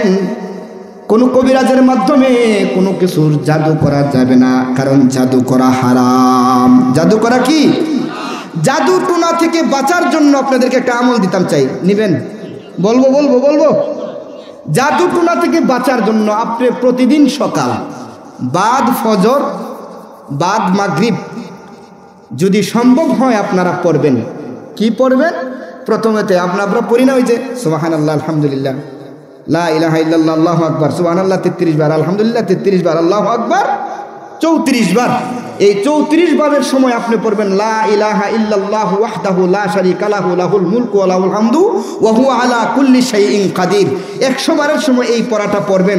এবার আপনি এই পড়াটা পড়ার পরে 3 বার কুল হুয়াল্লাহ পড়বেন, 3 বার সূরা ইখলাস পড়বেন, 3 বার সূরা ফালাক পড়বেন, 3 বার সূরা নাস পড়বেন। 3 তিরিকে কয়? 9 বার। 3 তিরিকে 9 বার পড়বেন। কোন সময়? বাদ মাগরিব, বাদ ফজর। এবার কয় ওয়াক্ত রয়েছে? 5 ওয়াক্তের মধ্যে কয় ওয়াক্ত রয়েছে? 3 ওয়াক্ত। এবার জোহরে আপনি পড়বেন, জোহরে আপনার সুবহানাল্লাহ 33 বার পড়বেন, আলহামদুলিল্লাহ 33 বার পড়বেন। 34 বারের সময় ওই দোয়াটা পড়বেন। এবার একবার কুল হুয়াল্লাহ পড়বেন, একবার ফালাক পড়বেন, একবার নাস পড়বেন, জোহরে একবার পড়বেন, আসরে একবার পড়বেন এবং এশায় একবার পড়বেন। প্রতিদিন যদি কোনো মানুষ এই আমলটা করতে পারে, আর এই আমল করে যদি এইভাবে হাতে ফু দেয়, আর ফু দিয়ে যদি সামনের দিকে এইভাবে সে ঘষা দেয়, পৃথিবীর কোনো জাদুটুনা তাকে কারাস্ত করতে পারবে না। সুবহানাল্লাহ। এই আমলটা করবেন তো ইনশাআল্লাহ? রসুল বলেন ওয়াসসিহির, 2 নাম্বার জাদু করা। জাদু করা যাবে না। জাদুর মিশ্রিত কোনো ইবাদত আল্লাহর দরবারে কবুল হয় না। কারণ আপনি জাদুও করবেন, নামাজও পড়বেন। নামাজ কয় ইন্নাস সালাতা তানহা আনিল ফাহশাই ওয়াল মুনকার, নিশ্চয়ই নামাজ মানুষকে অন্যায় অশ্লীল কাজ থেকে বিরত রাখে। কথা বলেন ঠিক কি না? তাহলে যে নামাজ তোমাকে অন্যায় কাজ থেকে বিরত রাখে না, ও নামাজ নামাজ নয়, ও ইবাদত ইবাদত নয়। যে ইবাদতের মধ্যে শিরিকের গন্ধ আছে, যে ইবাদতের মধ্যে জাদুর গন্ধ আছে, ও যদি কোটি টাকা দান কইরাও মসজিদ মাদ্রাসা বানায়, ও মসজিদ মাদ্রাসা আল্লাহর দরবারে কবুল হবে। লম্বা করতে চাই না। 3 নাম্বার আল্লাহর রাসূল বলেন কাতলুন নাফসুল বিগাইরিল হক। 3 নাম্বার হলো অন্যায়ভাবে কাউকে হত্যা করা। অন্যায়ভাবে কাউকে হত্যা করা এমন আছে কিনা? নাই। আরে একেবারে জায়গা নেওয়ার জন্য, জমিন নেওয়ার জন্য একজন আরেকজনকে খুন করে কি করেন? অন্যায়ভাবে যদি আপনি কাউকে হত্যা করেন, এমন আমল যদি আপনার মাঝে থাকে, সারা জীবন নামাজ পড়তে পড়তে যদি এখানে কালো দাগ 10টাও ফালান, কোনো ইবাদত আল্লাহর দরবারে কবুল হবে। অতএব আজকের এখান থেকে আমাদের শিক্ষণীয় বিষয় হলো যে আমরা অন্ততপক্ষে অন্যায়ভাবে কাউকে হত্যা করব পারবো তো ইনশাআল্লাহ। অন্যায়ভাবে কাউকে হত্যা করা যাবে না, কারণ অন্যায়ভাবে হত্যা করা এটা বহুত বড় গুনাহের কাজ। এমন গুনাহের কাজ করার পর কোনো ইবাদত আল্লাহর দরবারে কবুল হবে না। 4 নাম্বার, এই 4 নাম্বার বিষয়টা আমি আপনাদের সামনে বলার পাশাপাশি যেই কথাটা বলতে চাই, মনে হয় আপনাদের এলাকায় নাই, থাকলে থাকতেও পারে। কথা যেহেতু আসছে, হাদিস যেহেতু রসুলের এটাই পড়েছি, এই কথা না কইয়া জামু কই, বলতেই তো লাগবে। যদি এই রোগ আক্রান্ত কোনো মানুষ এখানে থাকেন, তাইলে দয়া করে আমাকে মাফ করবেন। রসুল বলেন, ও বেটা, এত নামাজ পড়ে, নামাজ পড়ার ক্ষেত্রে সবার আগে সামনের কাতারও বসা থাকে, দান করার ক্ষেত্রে দান করার জন্য সবার সামনে থাকে, ওয়াজ মাহফিলে টাকা দেওয়ার জন্য সবার আগে টাকা দেয়। রসুল বলেন ওর কিচ্ছু আল্লাহর দরবারে কবুল হবে না, কারণ ওর ভিতরে এমন বদবখতি রয়েছে। কি রয়েছে? রসুল বলেন আকলুর রিবা। আকলুর রিবা, ও মানুষের কাছ থেকে সুদের নামে ইন্টারেস্ট খায়। সুদের নামে নাই আপনাদের এলাকায়? আছেও, কম না বেশি? মানে এখন আর সুদ বলে না, এখন এটারে হাদিয়া কয়। হাদিয়া কয়, বেটা তোর উপকার করতেছি না আমি, 20,000 টাকা তুই আমার কাছ থেকে নিছস, তোরে কেউ এলাকার 20,000 টাকা দিছে? তাহলে 20,000 টাকাতে তোরে এত বড় উপকার আমি করলাম, 20 দিন পরে তুই আমার 1,000 টাকা দিতে না, এটা কি সুদ নিবে না? তোরে তো কমই দিলাম, 1010 টাকা। এই লোক আসেনি আপনাদের এলাকায়? আল্লাহর রাসূল বলেন আকলুর রিবা। কোন মানুষ যদি সুদ খায়, সুদের সাথে যদি তার জড়িত থাকে, সুদের কারণটা যদি কোনো বান্দার সাথে জড়িত থাকে, তাইলে তার কোনো ইবাদত আল্লাহর দরবারে কবুল, কারণ সুদ যারা খায় তাদের ইবাদত কবুল হয় না। রসুল মেরাজের রজনীতে আল্লাহর কাছে গেলেন। মেরাজের রজনীতে আয়েশা আল্লাহর রাসূল সুদখোরদের ব্যাপারে হাদিস বর্ণনা করেন। কি হাদিস? এমন শাস্তি তাদেরকে দেওয়া হবে যে শাস্তিটা পৃথিবীর আর কোনো মানুষকে দেওয়া হবে না। রসুল মেরাজের রজনী থেকে আসছেন, আয়েশা আল্লাহর রাসূল বলতেছেন, ও আমার সাহাবারা, আমি মেরাজের রজনীতে জাহান্নামে দেখলাম একদল মানুষকে আল্লাহ এইভাবে কষ্ট দিতেছে। কেমন কষ্ট দিতেছে? আল্লাহর রাসূল বলেন, জাহান্নামের ভিতরে তাদেরকে নিক্ষেপ করা হয়েছে, তাদের পেটটা দুসালা গোরের মতো উঁচা হয়ে গেছে, ওই পেটের মধ্যে সাপ বিচ্ছু আছে দেখা যায়। ইকুরিয়াম চিনেন আপনারা? ইকুরিয়াম ওই যে মাছ থাকে, ইকুরিয়ামের ভিতরে মাছ থাকে না? মাছ স্পষ্ট দেখা যায় কিনা? দেখা যায় না? রসুল বলেন, যারা সুদ কারবারের সাথে জড়িত, আমি দেখলাম জাহান্নামের ভিতরে একদল মানুষকে, তাদের পেটটা দুচালা ঘরের মতো উঁচা হয়ে আছে, ইকুরিয়ামের মতো তাদের পেটটা গ্লাসের মতো দেখা যায়, ওই পেটের ভিতরে সাপ বিচ্ছু তাকে দংশন করতেছে, এটা স্পষ্ট গ্লাসের মতো দেখা যায়। শুধু এটা তো ঘৃণিত নয়, বরঞ্চ আমি দেখেছি এমন দুচালা পেটের উপর দিয়া ওই আল্লাহ তাআলার পক্ষ থেকে আযাবের ফেরেশতাদের মধ্য দিয়া এই পেটের উপর দিয়া হাতি ঘোড়া দৌড়াইতেছে। নাউজুবিল্লাহ কইতেন না? এমন ফুটবল মার্কা একটা পেটের উপর দিয়া হাতি ঘোড়া উঠ যদি দৌড়ায়, এই পেট কি জায়গা থাকার কথা? কথা কয় নাকি? জাগাত থাকার কথা নাকি? এটা ফাটে না, বরং জাগাতেই থাকে। আর কষ্টের যন্ত্রণা সে চিৎকার করে। ভাই আপনাকে বলি, এত নামাজ পড়লেন আর আল্লাহকে দোষারোপ করলেন, এত রোজা রাখলাম, এত হজ করলাম, জাকাত দিলাম, মুসিবত কপাল থেকে যায় না। মুসিবত কেন দূর হয় না? মুসিবত কোত্থেকে দূর হইব? মুসিবত তো দূর হওয়ার কথা না। নামাজ পড়েন শিরকের সাথে সংযুক্ত, নামাজ পড়েন সুদের সাথে সংযুক্ত, নামাজ পড়েন জাদুটুনা করেন, জাদুটুনা কইরা নামাজ পড়েন, এই ইবাদত আল্লাহর দরবারে কবুল হবে?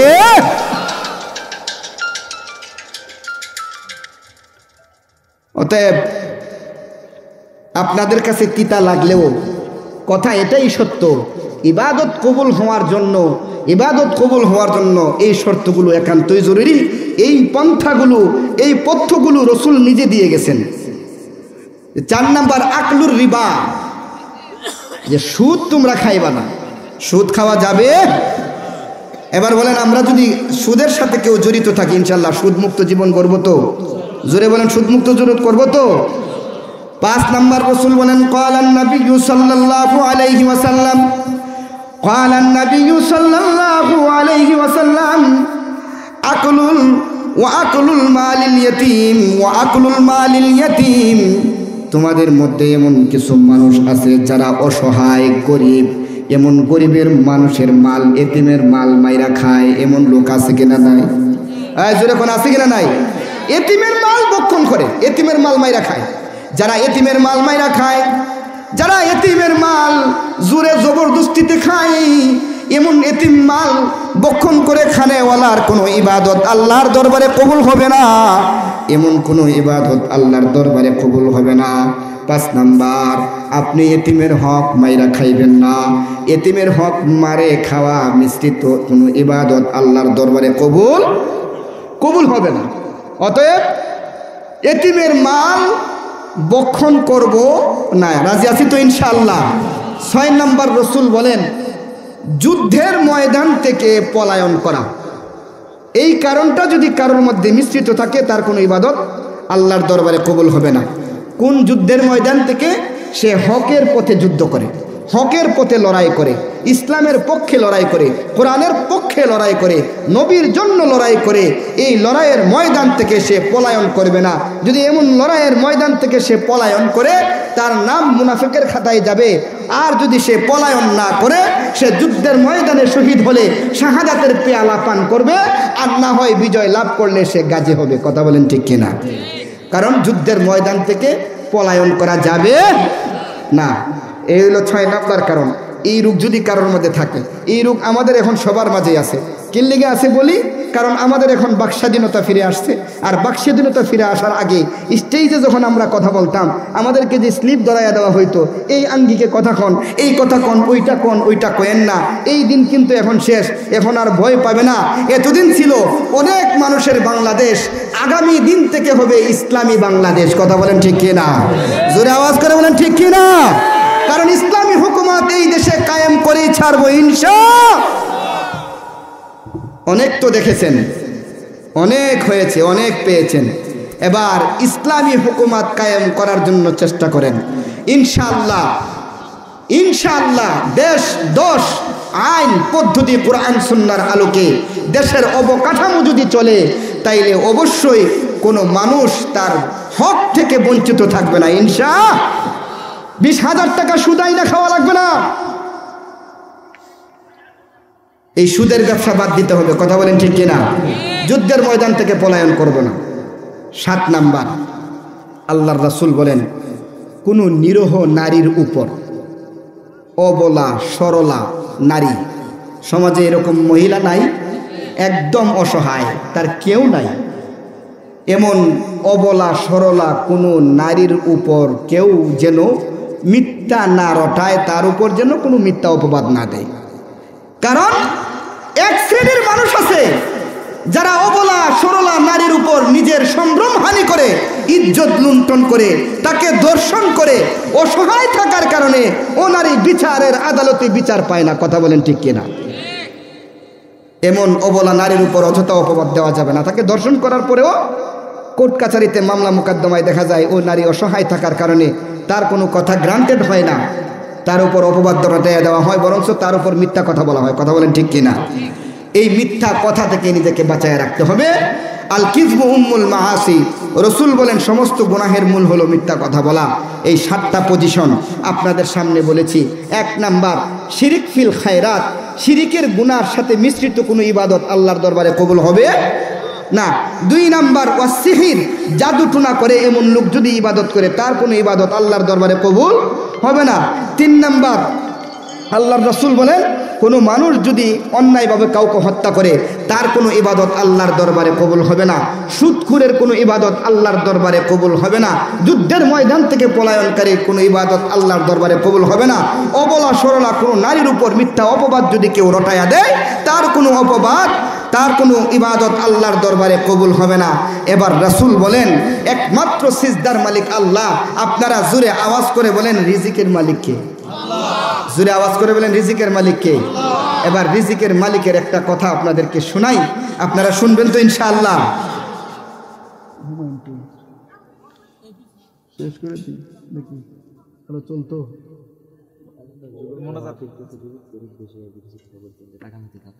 ঠিক আছে। রিজিকের মালিক কে? আল্লাহ। আল্লাহ খাওয়ায়, আল্লাহ রিজিক দেয়, আল্লাহ সব কিছু করে। এই বিশ্বাস আমাদের মাঝে আছে কিনা? নাই? অবশ্যই আমাদের মাঝে এই বিশ্বাস আছে। এই বিশ্বাস না থাকলে ঈমান থাকবো? এখন আপনি যদি রিজিক তালাশ করেন কোনো নেতার কাছে,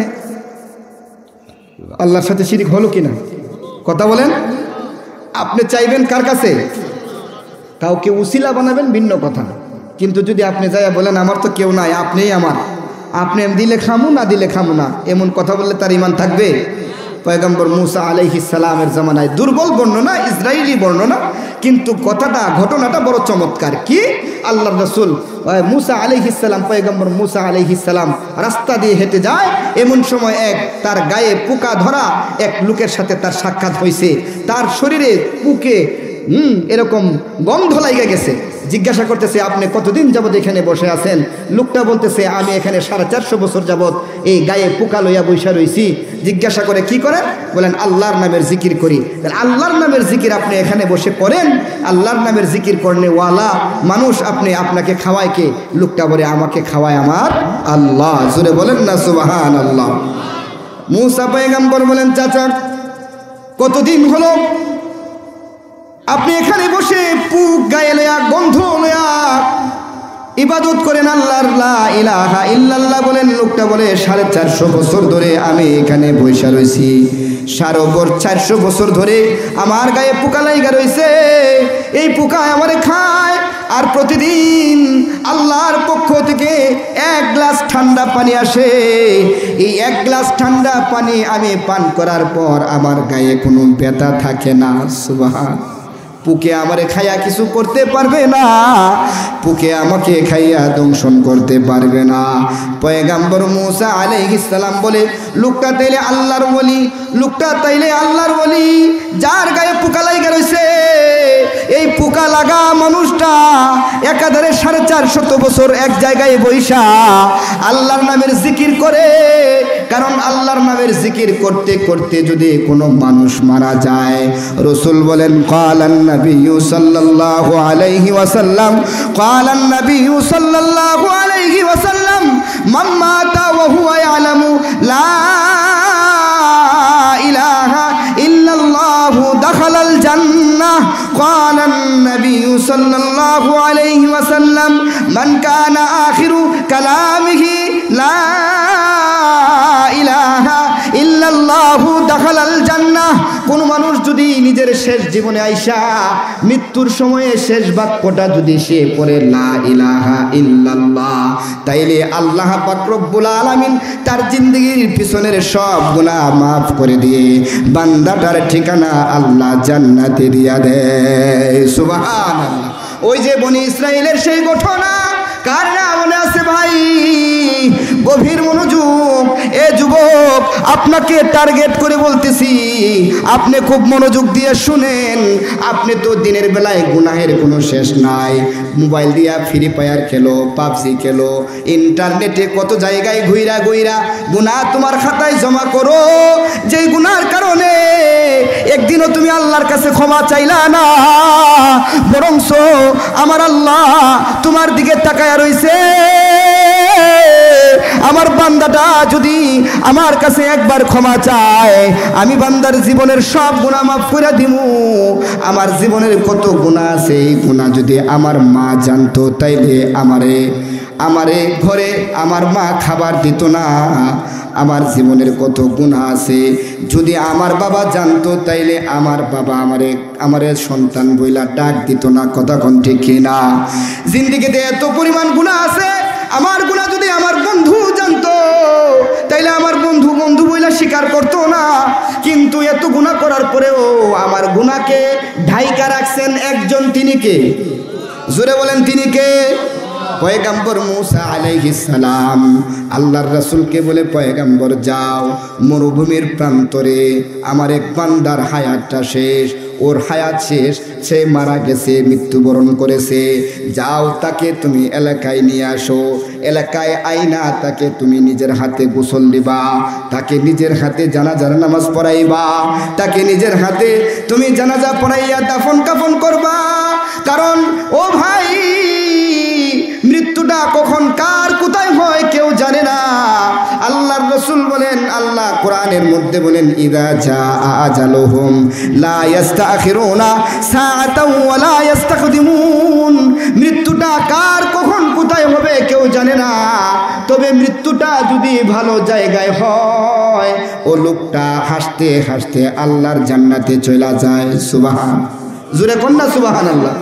কারণ মরণটা যদি মসজিদেও হয়, কারণ আমার তামান্না, আয় রব্বুল আলামিন, মসজিদে যখন ফজরের ওয়াক্তে আমি তোমার কুদরতি পায়ে সেজদা করব, আল্লাহ সেজদা অবস্থায় আমার মরণ দিও, শুক্রবারে আমার মরণ দিও, রমজান মাসে আমার মরণ দিও। আমার মরণটা যেন ভালো জায়গায় হয়। মরণটা যদি ভালো জায়গায় হয় তাইলে তার নসিবটা ভালো হয়, আল্লাহ তার নসিবের দ্বার খুলে দেয়। ওই যে আবু জুরআ রাজি রহমাতুল্লাহি আলাইহি, রাসূলের 7 লাখ হাদিস, 7 লাখ হাদিসের মধ্যে 6 লাখ হাদিস আবু জুরআ রাজি রহমাতুল্লাহি আলাইহির মুখস্থ। সুবহানাল্লাহ বলেন, 6 লাখ হাদিস মুখস্থ আবু জুরআ রাজি রহমাতুল্লাহি আলাইহি। মরণটা যদি ভালো জায়গায় হয়, আল্লাহর রাসূল বলেন, যার মরণ ভালো জায়গায় হয়, ইমানের সাথে হয়, ও লোকটা আল্লাহর জান্নাত দেখতে দেখতে হাসতে হাসতে আল্লাহর জান্নাতে চলে যায়। আবু জুরআ রাজি রহমাতুল্লাহি আলাইহি জীবনের শেষ বয়সে উপনীত হয়ে গেছে। রাসূলের 6 লাখ হাদিস মুখস্থ সনদ সহ। আবু জুরআ রাজির কাছে এক যুবক প্রতিদিন গিয়ে তার কাছে ইলম অন্বেষণ করে। এবার যুবক আবু জুরআ রাজি রহমাতুল্লাহি আলাইহি এত বড় আলেম, রাসূলের 6 লাখ হাদিস যার সিনায়। এবার যুবক বাড়িতে গিয়া বিবির সাথে কয়, এ বিবি জানোনি, এমন বড় আলেমের সহবতে থাকি, এমন বড় আলেমের সহবত নেই, এমন বড় আলেম থেকে জ্ঞান অর্জন করি। কি জ্ঞান অর্জন করো, কি জ্ঞান অর্জন করো? আমি যার কাছ থেকে সহবত নেই, ও আবু জুরআ রাজি, রাসূলের 6 লাখ হাদিস তার মুখস্থ। সুবহানাল্লাহ। কোরআন শরীফ কয় পারা? জোরে কোন কয় পারা? 30 পারা, 6666 আয়াত, কম বেশি, তাই? এটা সিনায় রাখতে গেলে কত কষ্ট, কথা কোন ঠিক কিনা? কেউ পারে, কেউ পারে না। 29 পারা পড়েও বাদ পড়ে, 29.5 পারা পড়েও বাদ দেয়, 1 পৃষ্ঠা বাকি আছে বাদ দেয়। হুজুর দেয় কি দেয় না? এরকম অল্প জায়গা, একবারে 2টা সূরা আছে, এটা পড়েও বাদ দেয়। সেই জায়গায় 6000 আয়াত নয়, বরং 6 লাখ হাদিসের হাফেজ। আল্লাহু আকবার বলেন। 6 লাখ হাদিসের হাফেজ আবু জুরআ রাজি। যুবক গিয়া কইতেছে, স্ত্রী, আমি এত বড় আলেমের কাছ থেকে এলেম নেই, এলেম অন্বেষণ করি। বিবি কয়, কথা আর পাইছো না? তুমি বুঝি এত বড় আলেমের কাছ থেকে এলেম অন্বেষণ করো, 6 লাখ হাদিস তার মুখস্থ, এটা আমার দ্বারা সম্ভব না। না সত্যি, বেটার রাগ উঠে গেছে গা, উস্তাদের ব্যাপারে ব্যতিক্রম কথা কইছে। আমরা এরকম আছি না যে আমাদের পীর মাশায়েখ যারা আছে, আমাদের পীর মাশায়েখের ব্যাপারে যদি কেউ ভিন্ন মন্তব্য করে, রাগ উঠার কথা কিনা? জোরে কোন কথা কিনা? কইতেছে, এটা আমি বিশ্বাস করি না। কই তুমি বিশ্বাস করলে করো, না করলে নাই, তুমি মনে রাখো আমি যে কইছি এই কথাটাই সত্য। কেমনে সত্য? কয় দেখো আমি যে বলছি এই কথাটা সত্য, যদি কথাটা মিথ্যা হয় যে ওনার 6 লাখ হাদিস মুখস্থ না, তাইলে যদি প্রমাণিত হয় 6 লাখ হাদিস ওনার মুখস্থ নাই, তাইলে যাও আমি তোমারে তালাক দিয়ে দিলাম। রাগের ঠেলায় বিবিরে তালাক দিলাইছে, উস্তাদের এলেমের সাথে তার কথাকে লটকাইয়া দিছে। কিন্তু রাত যখন হয়েছে, রাত চিন্তা করে দেখতেছে কি ব্যাপার, এলেমের উস্তাদের এলেমের সাথে বিবিরে এইভাবে কটাক্ষ কইরা এত বড় কথা বলা ঠিক কথা কয় না, এত বড় কথা বলা ঠিক হয় নাই। রাত্রে বিবিরে কইতেছে, বিবি তোমারে যে কথাটা কইছি খুব খারাপ কইছি, আচ্ছা এক কাজ করো, চলো দুইজনে মিলা উস্তাদের কাছে যাই, যাই আর জিজ্ঞাসা করি যে উস্তাদ আপনার কি আসলে এতগুলো হাদিস মুখস্থ কিনা, যদি মুখস্থ থাকে তাইলে তো তুমি তালাক হইতা না, আর যদি না থাকে তাইলে তো তুমি তালাক হয়ে যাও। কথা কোন ঠিক কিনা? সকালবেলা দৌড়াইয়া উস্তাদের কাছে গেছে, যাইয়া বলে বড় ভুল করছি, কি যে আমি আপনার এলেমের সাথে বিবির সাথে তর্ক কইরা একটা কথা লটকাইয়া দিছি, বলছি যে আপনার 6 লাখ হাদিস মুখস্থ, বিবি মানতে চায় না, রাগের টেলাই বিবিরে কইছি তোমার তালাক। উস্তাদ এবার ফয়সালা দেন।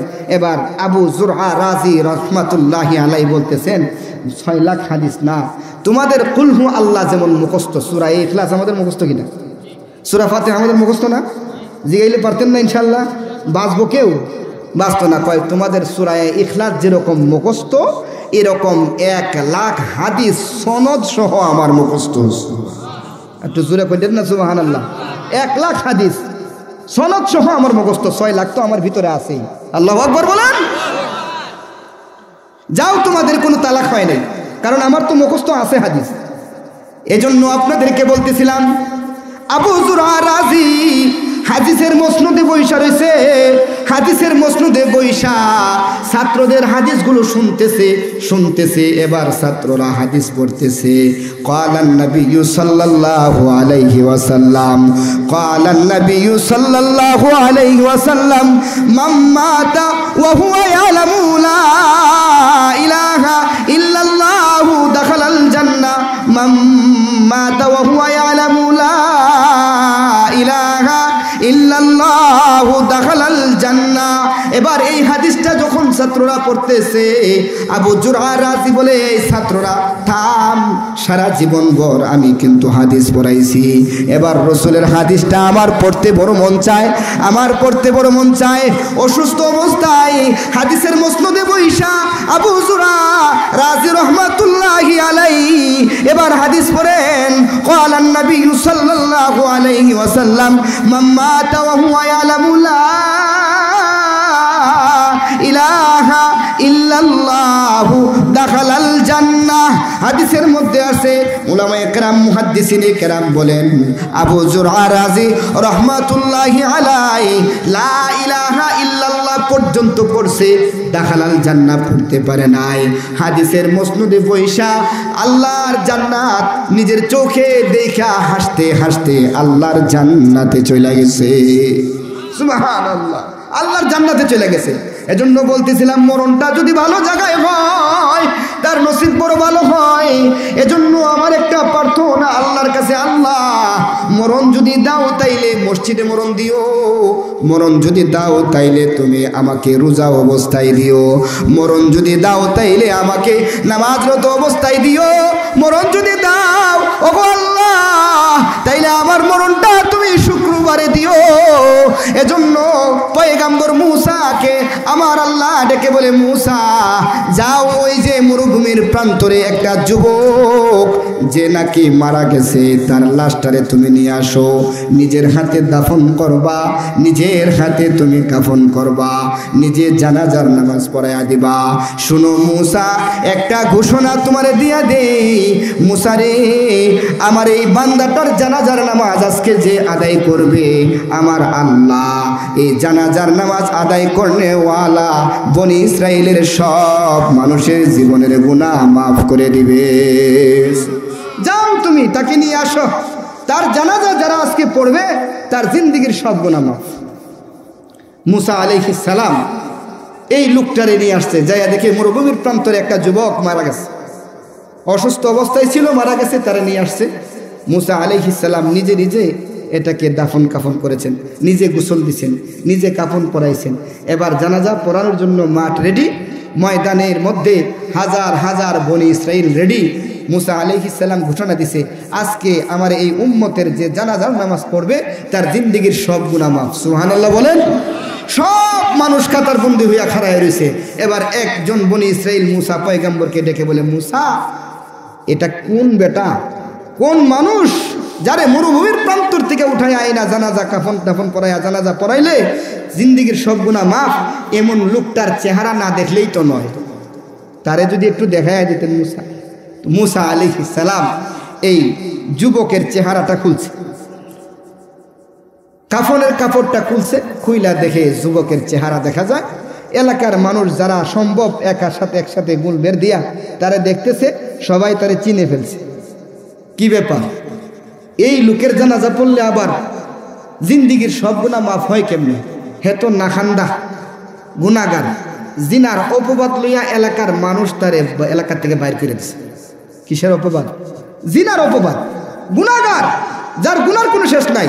শেষ পর্যন্ত মহল্লা থেকে এই ডিসিশন এটাই আসছে যে ওর জীবনে এত গুনাহ, এমন গুনাহগার তারে মহল্লায় রাখা যাবে না, ওর মহল্লা থেকে বাইর করে দাও, হে এলাকায় আইসা ঢুকতে পারবে না।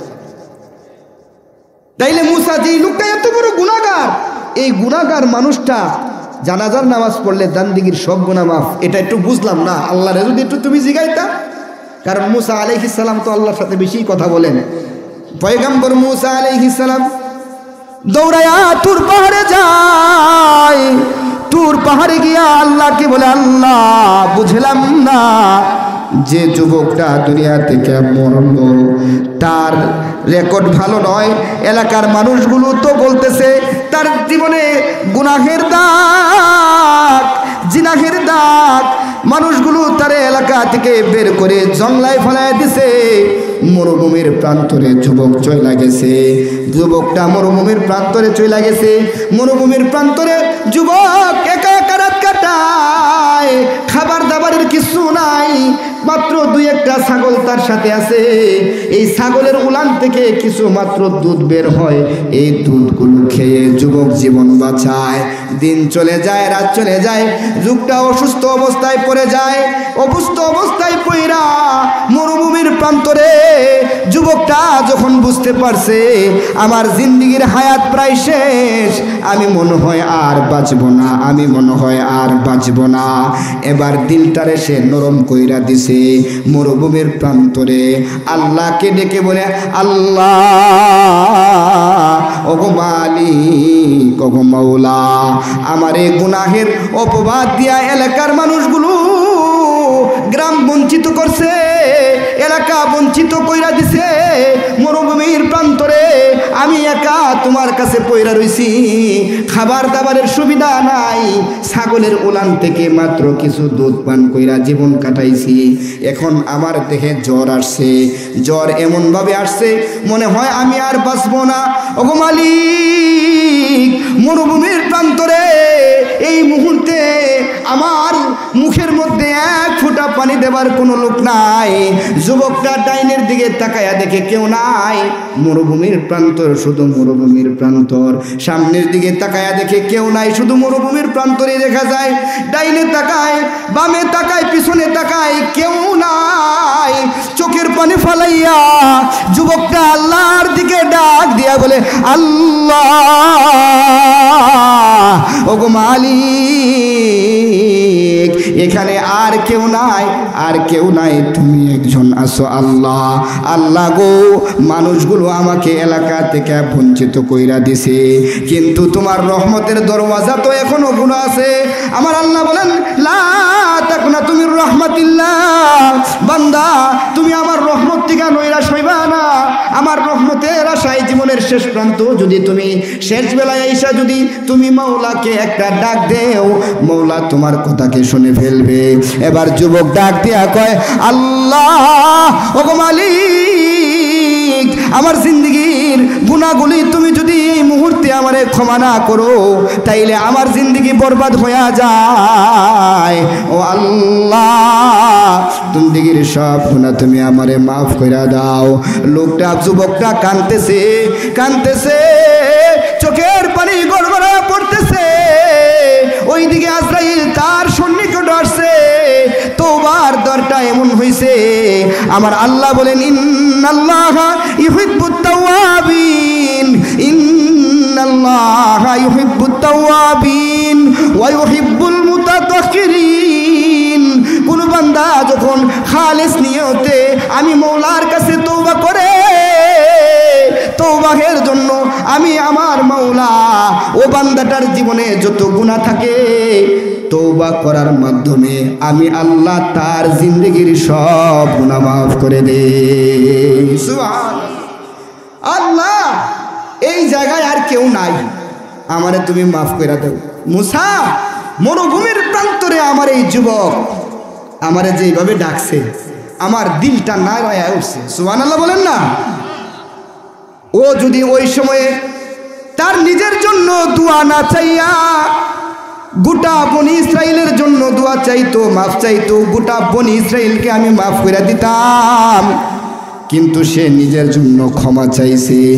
এই জন্য আমি আল্লাহ তারে রহমের চাদর দিয়া পেঁচাইয়া তার জিন্দেগির সব গুনাহ মাফ করে দিছি।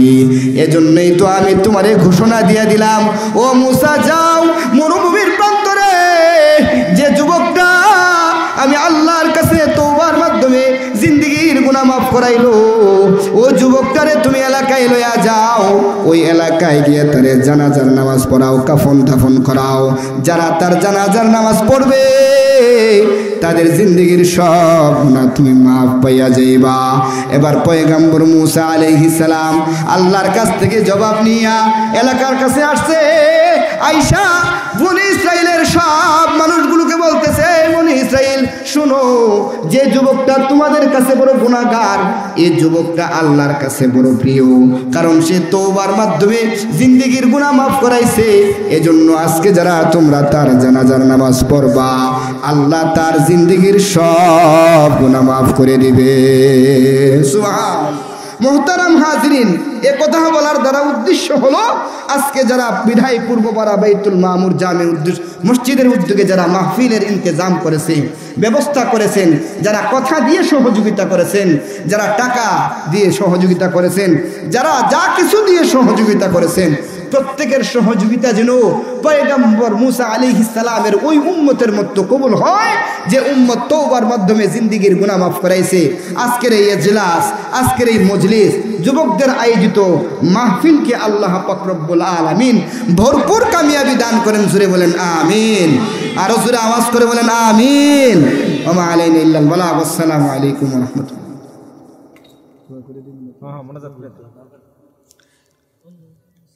আস্তাগফিরুল্লাহ রাব্বি মিন কুল্লি যামবিন ওয়া আতুবু ইলাইহি লা হাওলা ওয়া লা কুওয়াতা ইল্লা বিল্লাহিল আলিয়্যিল আযীম।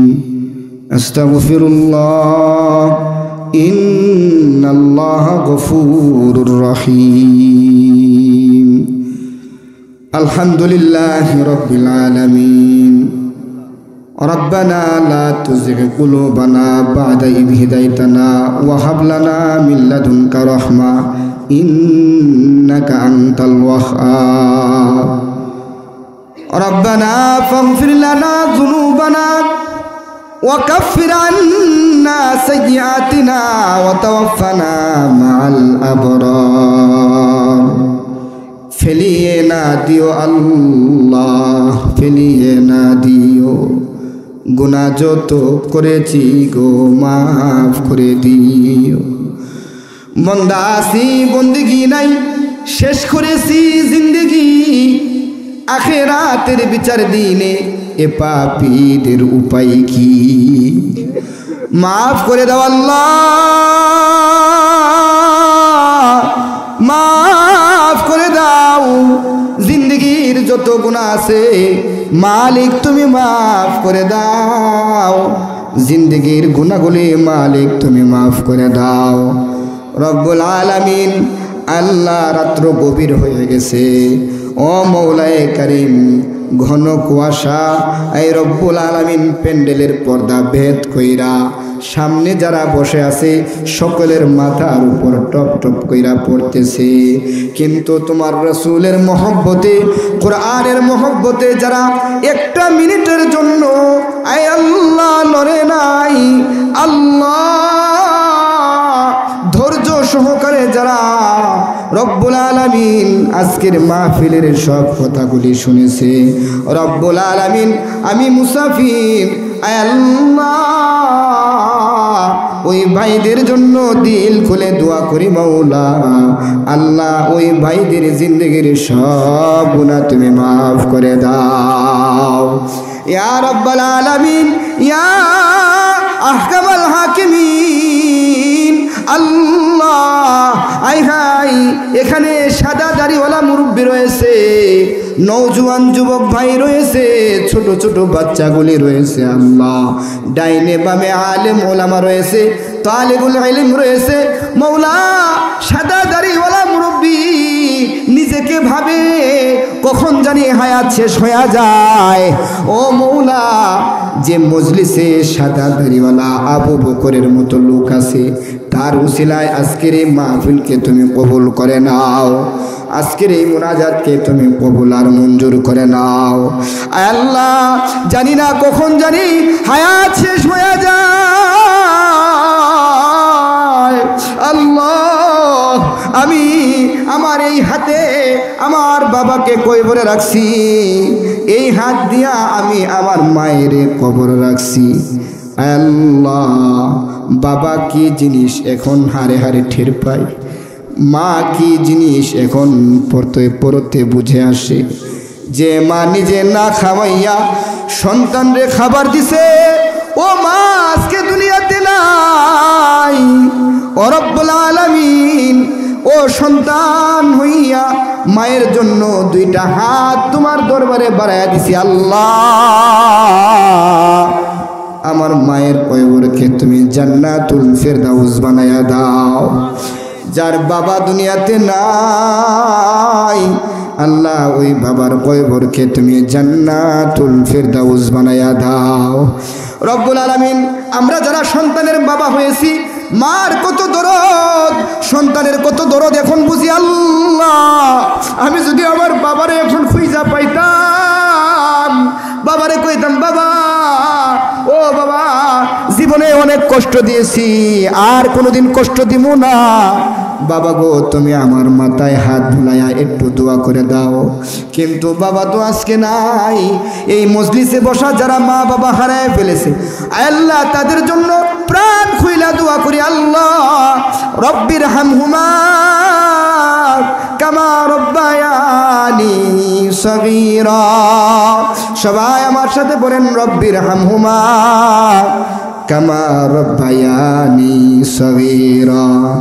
রব্বুল আলামিন, জানি না কখন জানি মসজিদের ওই পালকি আমার জন্য রেডি হয়ে যায়, যে পালকিটা প্রতিদিন আমাকে রাত্রিবেলা ডাকে, যে পালকিটা প্রতিনিয়ত আমাকে ডাকে, যার কোনো শব্দ কোনো মানুষ শুনতে পায় না। জানি না কোন কোন ঝুপের জারের কাঁচা বাঁশ আমার জন্য রেডি হয়ে গেছে মাওলা। জানি না কোন কোন মার্কেটের আল্লাহ কাপনের কাপড় আমার জন্য রেডি হয়ে আছে। আল্লাহ জানি না কোন বড়ই পাতার গরম জল আমার জন্য রেডি হয়ে আছে। রব্বুল আলামিন, জিন্দেগিতে অনেক গুনাহ করেছি, আমার গুনাহ যদি আমার বাবা জানতো, আমার বাবা ঘর থেকে বের করে দিত, আমার গুনাহ যদি আমার মা জানতো, আমার এই ঘর থেকে বের করে দিত। কিন্তু তোমার সাত্তারুল উয়ুবের রহমের চাদর দিয়া আমাদের গুনাহগুলোকে তুমি ঢাইকা রাখছো। আল্লাহ আজকের এই ভরা মজলিস থেকে তোমার কাছে তওবা করতেছি মাওলা, জিন্দেগিতে আর কোনোদিন গুনাহ করব না। আল্লাহ আমাদের तमाम জিন্দেগির সব গুনাহ তুমি মাফ করে দাও রব্বুল আলামিন। আল্লাহ এই মজলিস যারা আজকে রেডি করছে, যুবক ভাইয়েরা তৈরি করেছে, কথা দিয়ে যারা সহযোগিতা করেছে, আয় আল্লাহ টাকা দিয়ে যারা সহযোগিতা করেছে, আল্লাহ সকলের দিলের নেক মাকাসাদগুলি তুমি পুরা করে দাও রব্বুল আলামিন। আল্লাহ যুবক ভাইয়েরা যেন প্রত্যেক বছর এই আল্লাহ মাহফিলটা ধরে রাখতে পারে, করতে পারে। আল্লাহ সব ব্যবস্থাপনা তুমি করে দিও মাওলা রব্বুল আলামিন। বাড়িতে বসে যে সমস্ত শ্রদ্ধেয়া মা বোন হাত তুলেছে, আল্লাহ জানি না কার কি তামান্না রয়েছে মাওলা। ও মাওলায়ে কারীম, আল্লাহ এক একজন মাকে মা খাদিজার মতো বানায়া দাও আল্লাহ, এক একজনকে রাবিয়া বসরির মতো তপস্বিনী বানায়া দাও, ঘরের কোনায় বসে আল্লাহ কুরআন তেলাওয়াত করার তৌফিক দিয়া দাও ইয়া রাব্বাল আলামিন। সামনে ডাইনে পিছনে আল্লাহ যারা রয়েছে সকলকে তুমি মাফ করে দাও আল্লাহ। জানি না কখন জানি হায়াত শেষ হয়ে যায়, আমাদের মরণটা তুমি ভালো জায়গায় দিও আল্লাহ, মসজিদে আমাদের মরণ দিও আল্লাহ রব্বুল আলামিন। শিরিকের ইবাদত থেকে আমাদেরকে হেফাজত করো, জাদুটোনার হেফাজত থেকে আমাদেরকে হেফাজত করো, অন্যায়ভাবে কাউকে হত্যা করা থেকে আমাদেরকে বিরত রাখো, সুদ খাওয়া থেকে আমাদেরকে হেফাজত করো আল্লাহ। নিরহ অবলা আল্লাহ সরলা নারীদের উপর অপবাদ দেওয়া থেকে আমাদেরকে হেফাজত করো আল্লাহ। এলাকার কত কর্ময় মুরব্বিয়ান দুনিয়া থেকে বিদায় নিয়েছে, রব্বুল আলামিন নিজের হাতে বাবারে কয়বরে রাখছে, কয়বর থেকে প্রতিদিন মা বাবা ডাকে সন্তান আমার জন্য কিছু পাঠা, কেউ শুনে না, কেউ শুনে না, কেউ দেখে না, কেউ দেখে না, কেউ বুঝে না, কেউ বুঝে না রব্বুল আলামিন আল্লাহ। এলাকার সমস্ত কয়বরবাসীকে তুমি মাফ করে দাও আয় রব্বুল আলামিন। আজকের এই ব্যবস্থাপনাকে তুমি কবুল আর মঞ্জুর করে নাও। বিশেষ করে যারা সব সময় যোগাযোগ করেছে রব্বুল আলামিন, অল্প দিনের মধ্যে সুন্দর আয়োজন করেছে আল্লাহ, সকলকে তুমি মাফ করে দাও। সকলের নামটা তোমার প্রিয় বান্দাদের দফতরে তুমি লিখাইয়া দাও রব্বুল আলামিন আল্লাহ। আমাদেরকে ইহদিনাস সিরাতাল মুস্তাকিমের পথে চলার তৌফিক দিয়া দাও, শয়তানের ধোঁকা থেকে আমাদেরকে হেফাজত করো রব্বুল আলামিন। ওয়াক্ত মতো নামাজ পড়ার তৌফিক দিয়া দাও ইয়া রব্বুল আলামিন আল্লাহ। ও মওলা, আমাদেরকে দিয়া তুমি গুনাহের কোনো কাজ করাইও না আল্লাহ রব্বুল আলামিন। রাত্র গভীর হয়ে গেছে, জানি না কোন বান্দা তোমারে নামাজের মুসল্লায় তোমারে ডাক দিতেছে আল্লাহ। এ ভাই সবাই আওয়াজ করে ডাক দেন ইয়া আল্লাহ, জোরে আওয়াজ করে বলেন আল্লাহু আকবার ইয়া আল্লাহ। তোমার বান্দাগুলো তোমার রহমের দিল দিয়া ডাকতেছে আল্লাহ, বান্দাগুলোর জিন্দেগির সব গুনাহ তুমি মাফ করে দাও আল্লাহ। যাদের আব্বা আম্মা বেঁচে আছে নেক হায়াত দারাজ করো, মা বাবার খেদমত করে করে জান্নাত কামাই করার তৌফিক দিয়া দাও রব্বুল আলামিন আল্লাহ। আমাদের মুরব্বীদেরকে আমাদের মাথার উপর তুমি দীর্ঘায়িত বানায়া দাও রব্বুল আলামিন। এই পাড়ার যত মুরব্বী রয়েছে আল্লাহ, যুবক ভাইদেরকে নিয়ে এলাকার মসজিদের ইমাম সাহেব সহ আল্লাহ সুন্দর এই আয়োজন করেছে আল্লাহ। এই আয়োজনকে লোক দেখানো না বানাইয়া আখিরাতের মুক্তির ফয়সালা বানায়া দাও আল্লাহ রব্বুল আলামিন। প্রত্যেক বছর যেন মাহফিল জারি থাকে আল্লাহ, সেই ব্যবস্থা করে দিও মওলা রব্বুল আলামিন আল্লাহ। আমাদেরকে ঈমান হারা বানাইও না রব্বুল আলামিন। আমাদেরকে তুমি শয়তানের ধোঁকায় ফেলায়া নামাজ বঞ্চিত বানাইও না, রোজা বঞ্চিত বানাইও না রব্বুল আলামিন। মসজিদের মুয়াজ্জিনের ডাকে সাড়া দিয়ে আল্লাহ ওয়াক্ত মতো নামাজ পড়ার তৌফিক দিয়া দাও। সুবহানা রাব্বিকা রাব্বিল ইজ্জাতি আম্মা ইয়াসিফুন ওয়া সালামুন আলাল মুরসালিন ওয়ালহামদুলিল্লাহি রাব্বিল আলামিন। আল্লাহ, আজরাইল যখন কাছে এসে যাবে ওই দিন আমাদের সকলের জবানে মধুর কালিমা পড়ায়া দিও লা ইলাহা ইল্লাল্লাহু মুহাম্মাদুর রাসূলুল্লাহ সাল্লাল্লাহু আলাইহি ওয়াসাল্লাম। আসসালামু আলাইকুম।